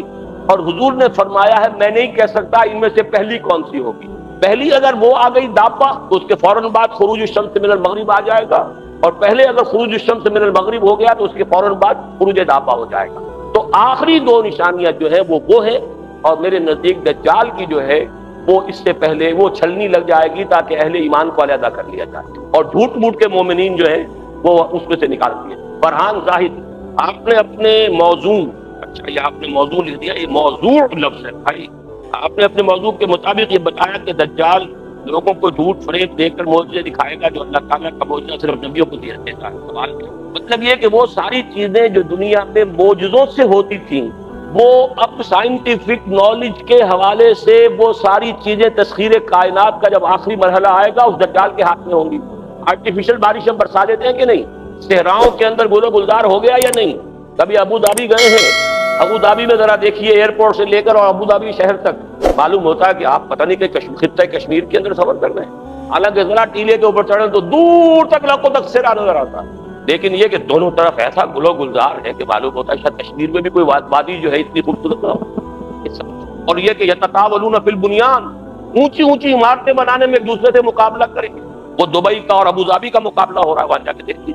تو یہ ساری چیزیں موجود ہیں اور یہ ساری قوتیں جو ہے انسان کے ہاتھ میں آ جائیں گی، اور وہ آخری امتحان اللہ نے نوع انسانی کا لینا۔ کون وہ صاحب ایمان ہے جو اس کے باوجود اللہ کے سوا کسی اور کو ماننے کو یہ چھلنی آخری لگنی۔ صلاح الدین جاوید صاحب دجل کی تہذیب اور اس کے اثرات سے کیسے اپنے آپ کو بچایا جائے، موجودہ وقت میں پڑھے لکھے لوگوں میں آج کل پورا خیال ہے قرآن شریف کی تلاوت کی ضرورت نہیں ہے، معنی چاہیے، قرآن شریف کی اس کی تفسیر کا مطالعہ کریں۔ دیکھیے صحیح ہے، پورا قرآن در حقیقت کو کچھ آپ کی نگاہوں کے سامنے منکشف کرنے کے لیے نازل کیا۔ اس میں خاص طور پر سورہ کہف کے بارے میں حضور نے دجالی فتنے کے بارے میں فرمایا کہ اس سے پناہ جو ہے سورہ کہف سے لی جاتی ہے، لیکن ظاہر بات ہے کہ اس سورت کا سمجھنا، پڑھنا، پھر یہ کہ اس کے تقاضوں پر عمل کرنا، جب تک یہ نیت نہیں ہوگی تو یہ کوئی تعویذ نہیں ہے کہ گلے میں آپ ٹانگ لیں گے تو بس دجال سے آپ محفوظ ہو گئے۔ قرآن تو اترا اس لیے کہ آپ سے پوچھیں، باقی رہ گیا یہ کون سی تفسیر پڑھنی چاہیے، تو میں آپ کو صاف بتاتا ہوں کوئی تفسیر کافی نہیں ہے قرآن مجید کو۔ ہر مفسر کا ذہن محدود ہے، ہر مفسر کا زاویہ نگاہ ایک مخصوص ہے، اس نے اپنے اس زاویہ نگاہ سے اپنے محدود ذہن میں قرآن مجید کے علم کو انڈھیلا ہے۔ قرآن کا علم لا متناہی ہے اور ہر مفسر کا ذہن محدود ہے، لہذا آپ تفسیروں سے 2-4 تفسیریں جمع کر لیں تو آپ کو کچھ نہ کچھ اندازہ ہو جائے گا۔ ایک روایات کی بنیاد پر تفاسیر ہے، ایک عقلی بنیاد پر تفاسیر ہے، ایک صرف و نحو کی بنیاد پر تفاسیر ہے، تو تفاسیر تو مختلف ہے، کشاف ہے اور ابن کثیر ہے اور یہ تفسیر کبیر ہے، لیکن آج کی دنیا میں اگر آپ اردو میں سمجھنا چاہیں تو مولانا مودودی کی تفہیم، مولانا اسلائی صاحب کی تدبر قرآن اور شیخ الہند اور شیخ الاسلام کا ترجمہ اور تفسیر، یعنی حضرت شیخ الہند رحمۃ اللہ علیہ کا پورا ترجمہ ہے، شیخ الہند مولانا محمود حسن دیوبندی رحمۃ اللہ علیہ، اور اس کے پہلے 5 پاروں کے حواشی بھی انہوں نے خود لکھے تھے، بقیہ پورے حواشی شیخ الاسلام پاکستان کے پہلے اور آخری واحد شیخ الاسلام مولانا شبیر احمد عثمانی رحمۃ اللہ علیہ نے وہ بقیہ حواشی مکمل کی۔ میں اس کو سمجھتا ہوں سب سے اہم، اس لیے کہ اسلاف کے ساتھ تعلق جوڑنے کے لیے یہ تفسیر ضروری، جدید دور کے تقاضوں کے مطابق سمجھنے کے لیے میں سمجھتا ہوں کہ مولانا مودودی کی تفہیم اور تدبر قرآن اسلائی صاحب کی ان سے استفادہ کریں۔ اصل جو ہے زور وہ یہ ہے میرا کہ آپ عربی سیکھیں، اپنی آنکھوں سے پڑھیں، ورنہ کم سے کم 3-4 تفسیریں سامنے۔ اقبال احمد خان صاحب نہیں ہے، سہیل احمد انصاری صاحب، آپ نے جو وفاق کی تجویز پیش کی ہے اور اس کے عملی طور پر کیا کیا ثمرات سامنے آئے ہیں، تجویز بھی بہت سے حضرات کے علم میں نہیں ہوگی۔ میں نے یہ تقریر کی تھی اپنے دورہ امریکہ پہ جانے سے پہلے، اس کے کیسٹس یہاں موجود ہوں گے، جو حضرات لینا چاہیں لے لیں، اچھا اس کا تذکرہ ہو گیا ہے۔ میں نے جائزہ لیا تھا کہ ہماری دینی جماعت حلقے کس طرح بٹے ہوئے ہیں، کون سے مختلف مکاتب فکر ہیں، لیکن ہر مکتب فکر بھی پھر تقسیم ہوا ہوا ہے۔ اب بریلوی مکتب فکر ہے تو جے یو پی فلاں ہے، جے یو پی فلاں ہے، دیوبندی مکتب فکر ہے، جے یو آئی فلاں ہے، جے یو آئی فلاں ہے۔ اسی طریقے سے ایک تحریکی انداز میں جو ابوالکلام نے کام شروع کیا تھا، پھر مولانا مودودی لے کر چلے، تو جماعت اسلامی ان سے ہم علیحدہ ہوئے تھے، تنظیم اسلامی ہم نے قائم کی، اب نعیم صدیقی صاحب علیحدہ ہوئے، تحریک اسلامی انہوں نے قائم کی ہے۔ تو ان کی بہرحال یہ کہ سوچ کے اندر بہت کچھ چیزیں مشترک ہیں، یہ 3 اپنا وفاق بنا لیں۔ اسی لیے میں نے ویلکم کیا ہے ابھی تو مولانا نیازی اور مولانا نورانی صاحب جو ہیں وہ ایک سٹیج پر جمع ہوئے ہیں، اچھا ہے، 2 دھاگے تو مل کر بٹنا شروع ہو جائیں ایک دوسرے کے ساتھ۔ پھر یہ کہ یہ جے یو پی جے یو آئی ایک زمانے میں جمع ہوئے تھے، فضل الرحمان صاحب نورانی میاں، بہرحال یہ حنفی لوگ ہیں، دونوں کے دونوں، بریلوی بھی دیوبندی بھی، اگر یہ جگہ جمع ہو سکتے ہیں تو جس طرح بھی ہو بٹنا شروع کیا جائے، ایک رسا بنانے کی کوشش کی جائے۔ تو یہ میری تجویز تھی، ابھی اس کی طرف کوئی مثبت رد عمل مجھے ان دونوں جماعتوں کی طرف سے نہیں ملا ہے۔ اجاد الرحمان Khan, since Islam is a religion of peace and if the Jews want peace, why can't we coexist in peace? Since Judaism is also a heavenly religion. آپ اردو سمجھتے تو ہیں، جوڈائزم جو ہے ویسے تو عیسائیت، یہودیت اور اسلام تینوں ایک اعتبار سے ایک سلسلے کی کڑیاں ہیں، جیسے میں نے ابھی گنوایا نا کڑیاں۔ اب یہ کہ ظاہر بات ہے کہ نبی صرف وہاں تو نہیں آئے، نبی تو کہیں اور بھی آئے ہیں۔ سارے مذاہب دنیا میں جو ہیں وہ در حقیقت اسلام ہی کی بگڑی ہوئی شکلیں ہیں، چاہے وہ ہندو مت ہو، بدھ مت ہو، کوئی ہو۔ وَإِن مِّن قَرْيَةٍ إِلَّا خَلَا فِيهَا نَذِيرٌ، ہر بستی میں ہم نے خبردار کر وَلِكُلِّ قَوْمٍ ہاد، ہر قوم کے اندر ہم نے ہادی بھیجے. اور قرآن کہتا ہے کان الناس امۃ واحدہ، شروع میں تو تمام انسان ایک ہی امت تھے. کس کی امت تھے؟ حضرت آدم کی نسل، اور سب کے سب توحید پر تھے. بعد میں یہ سارے، اس اعتبار سے تو یہ بھی کہا جا سکتا ہے کہ سارے مذہب ہی آسمانی ہے، لیکن یہ ہے کہ جو تاریخ، جو محفوظ تاریخ ہے، اس کے اعتبار سے کہا جا سکتا ہے کہ یہودیت، نصرانیت اور مسلمان یہ ایک سلسلے کی کڑیاں ہیں. لیکن ظاہر بات ہے کہ وہ دونوں مذہب پرورٹڈ ہیں، انہوں نے صحیح حضرت مسیح کی تعلیمات کو مخصوص کر دیا، تسلیس بنا دیا. اور یہودیوں کے اندر مسلمانوں کے خلاف دشمنی اور شدید انتقام کے جذبات پیدا کیے. اس لیے پیدا ہو گئے کہ وہ جس منصب پر فائز رہے تھے 2000 برس، اللہ تعالیٰ نے انہیں ہٹا کر وہ منصب مسلمانوں کو عطا کر. آپ کے یہاں بھی یہ ہوتا ہے، کسی جگہ پر کوئی ایک شخص فائز ہو، کسی آرگنائزیشن کے اندر ذرا اس کی ٹانگ گھسیٹ کر اسے ہٹا کر کسی اور کو کھڑا کیجیے تو کیا بیتتی ہے اس کے دل پہ. ایک امت 2000 برس تک اللہ کی نمائندہ رہی زمین پر. یا بنی اسرائیل اذکروا نعمتی التی انعمت علیکم انی فضلتکم علی العالمین، اور وہی امت ہے ضربت علیہم الذلۃ والمسکنۃ وباءوا بغضب من اللہ. یہی وجہ قرآن نے کہا لتجدن اشد الناس عداوۃ للذین آمنوا اليہود والذین اشرکوا. سورہ مائدہ کیا ہے؟ بدترین دشمن تم پاؤ گے یہودی. اس اعتبار سے معاملہ جو ہے حقائق کو سامنے دیکھنا چاہیے، اور صرف یہ کہ اپنے دل کی آرزویں سامنے نہیں رکھتے.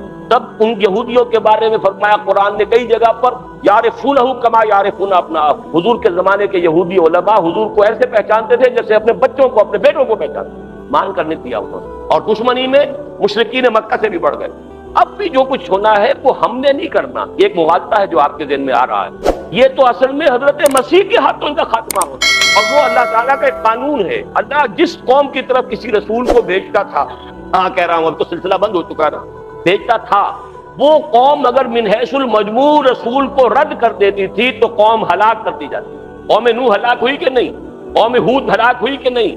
قوم صالح ہلاک ہوئی کہ نہیں؟ قوم شعیب ہلاک ہوئی کہ نہیں؟ حضرت لوط جن بستیوں کی طرف بھیجے گئے عمورہ اور صدوم ہلاک کی گئی کہ نہیں؟ حضرت موسیٰ بھیجے گئے آل فرعون ہلاک کیے گئے نہیں؟ لیکن بنی اسرائیل کی طرف رسول حضرت مسیح بھیجے گئے، رسولاً الی بنی اسرائیل، اور بنی اسرائیل نے انہیں رد کر دیا، سولی پر چڑھا دیا آپس پر. ان کی سزا ہے، وہ سزا صرف فرق یہ ہے کہ پہلے تو اسی سلسلے میں ہو جاتی تھی. حضرت نوح کی زندگی ہی میں وہ سزا ہو گئی. حضرت نوح کے سامنے ان کا اپنا بیٹا بھی غرق ہو گیا ان کافروں کے ساتھ. حضرت ہود کی نگاہوں کے سامنے قوم عاد ہلاک ہو گئی. یہاں یہ ہوا ہے کہ اللہ تعالیٰ نے اس مسئلے کو ذرا روک لیا ہے، سسپینڈ کیا ہے، ایگزیکیوشن جو ہے ڈیفر کی ہے، حضرت مسیح کو اٹھا لیا ہے، اور یہودیوں کی رسی جو ہے ذرا ڈھیلی چھوڑ دی ہے. اب یہودیوں کی ہلاکت حضرت مسیح ہی کے ہاتھوں ہوگی، انہی کے ذریعے سے ہوگی. وہی تھے رسول جو ان کی طرف مبعوث کیے گئے تھے. اسی لیے رفع مسیح اور نزول مسیح میرے نزدیک قرآن مجید کے فلسفے کی روح سے ثابت. تمام رسول جو قوم کی طرف بھیجے گئے اور قوموں نے اگر انہیں رد کر دیا تو وہ ہلاک کر دی گئیں. ایکسیپشن یہود کی ہے اب تک، اور یہ یہود بھی ہلاک کیے جائیں گے، اور حضرت مسیح ہی خود آئیں گے بنفس نفیس. احادیث میں آتا ہے جہاں تک حضرت مسیح علیہ السلام کی نگاہ جائے گی یہودی پگھل جائیں گے. بات ہوتا ہے کوئی لیزر کوئی نہیں آئے گا، یہودیوں کو مارنے والے میں اور آپ کہاں سے ہو جائیں گے؟ ہمارے پاس ہے کیا؟ آپ 1 2 4 6 بم بنا کے بیٹھے ہوئے ہیں، ان کے پاس سینکڑوں بم رکھے ہوئے ہیں. خریدیں گے مارنے کے لیے تو حضرت مسیح آئیں گے، حضرت مسیح ہی کے ذریعے سے مریں گے. اور دجال، مسیح الدجال کو مقام میں لطف پر تبدیل کر دیں گے. وہ بھاگے گا حضرت مسیح کو دیکھ کر. مسیح الدجال جو جھوٹا یہودی جو ہے مسیح بننے کا دعویٰ کرے گا، اس کو پھر لڈ کے مقام پر پکڑیں گے اور قتل کریں گے. اور لڈا ان کا ایئر بیس ہے تو سب سے بڑا لڈا معلوم ہوتا، وہاں سے بھاگنے کی فکر کر رہا ہوگا کہ حضرت مسیح آ کر. تو یہ سارا کام در حقیقت مسلمانوں کے ہاتھوں نہیں ہے ان روایات میں، بلکہ اصل میں حضرت مسیح کے ذریعے